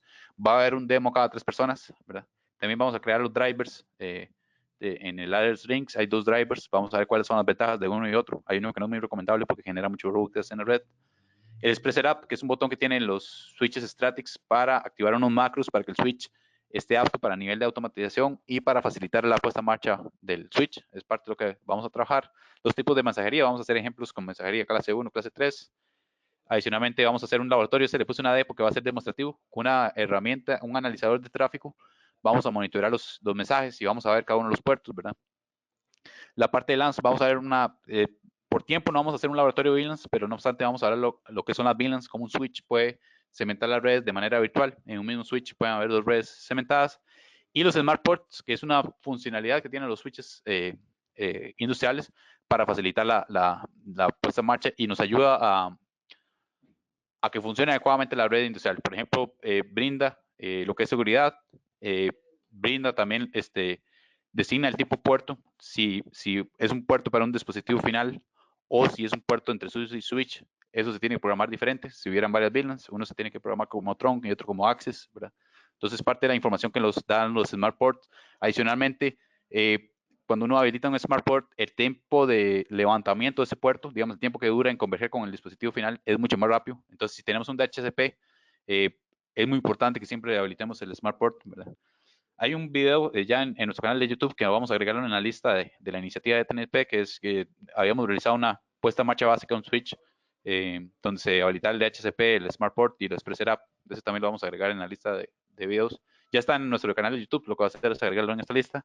Y como les dije, también en estos días vamos a desarrollar otros videos con el simulador de Cisco para ver cómo son los paquetes y cómo intercambian esos paquetes cuando pasan por diversos dispositivos intermedios, como los routers, switches y también dispositivo final como lo que es un servidor, ¿verdad? Entonces, todo esto forma parte de la iniciativa que estamos trabajando de TNP. De igual manera, en la Expo El Patrón, aquí nuevamente, disculpe que no lo corregí, es 10 y 11 de julio, que va a ser en el Centro de Convenciones, acá en Costa Rica, en donde vamos a realizar la Expo El Patrón para, próximamente aún no está lanzada la invitación, aún no está en nuestra página web, pero próximamente estaremos haciendo el lanzamiento de la misma, definiendo los diversos temas de las charlas, pero vamos a tener un área de stand donde vamos a tener varios demos enfocados a lo que es Ethernet IP. No sé si tienen consultas, si no, con esto finalizaríamos el seminario.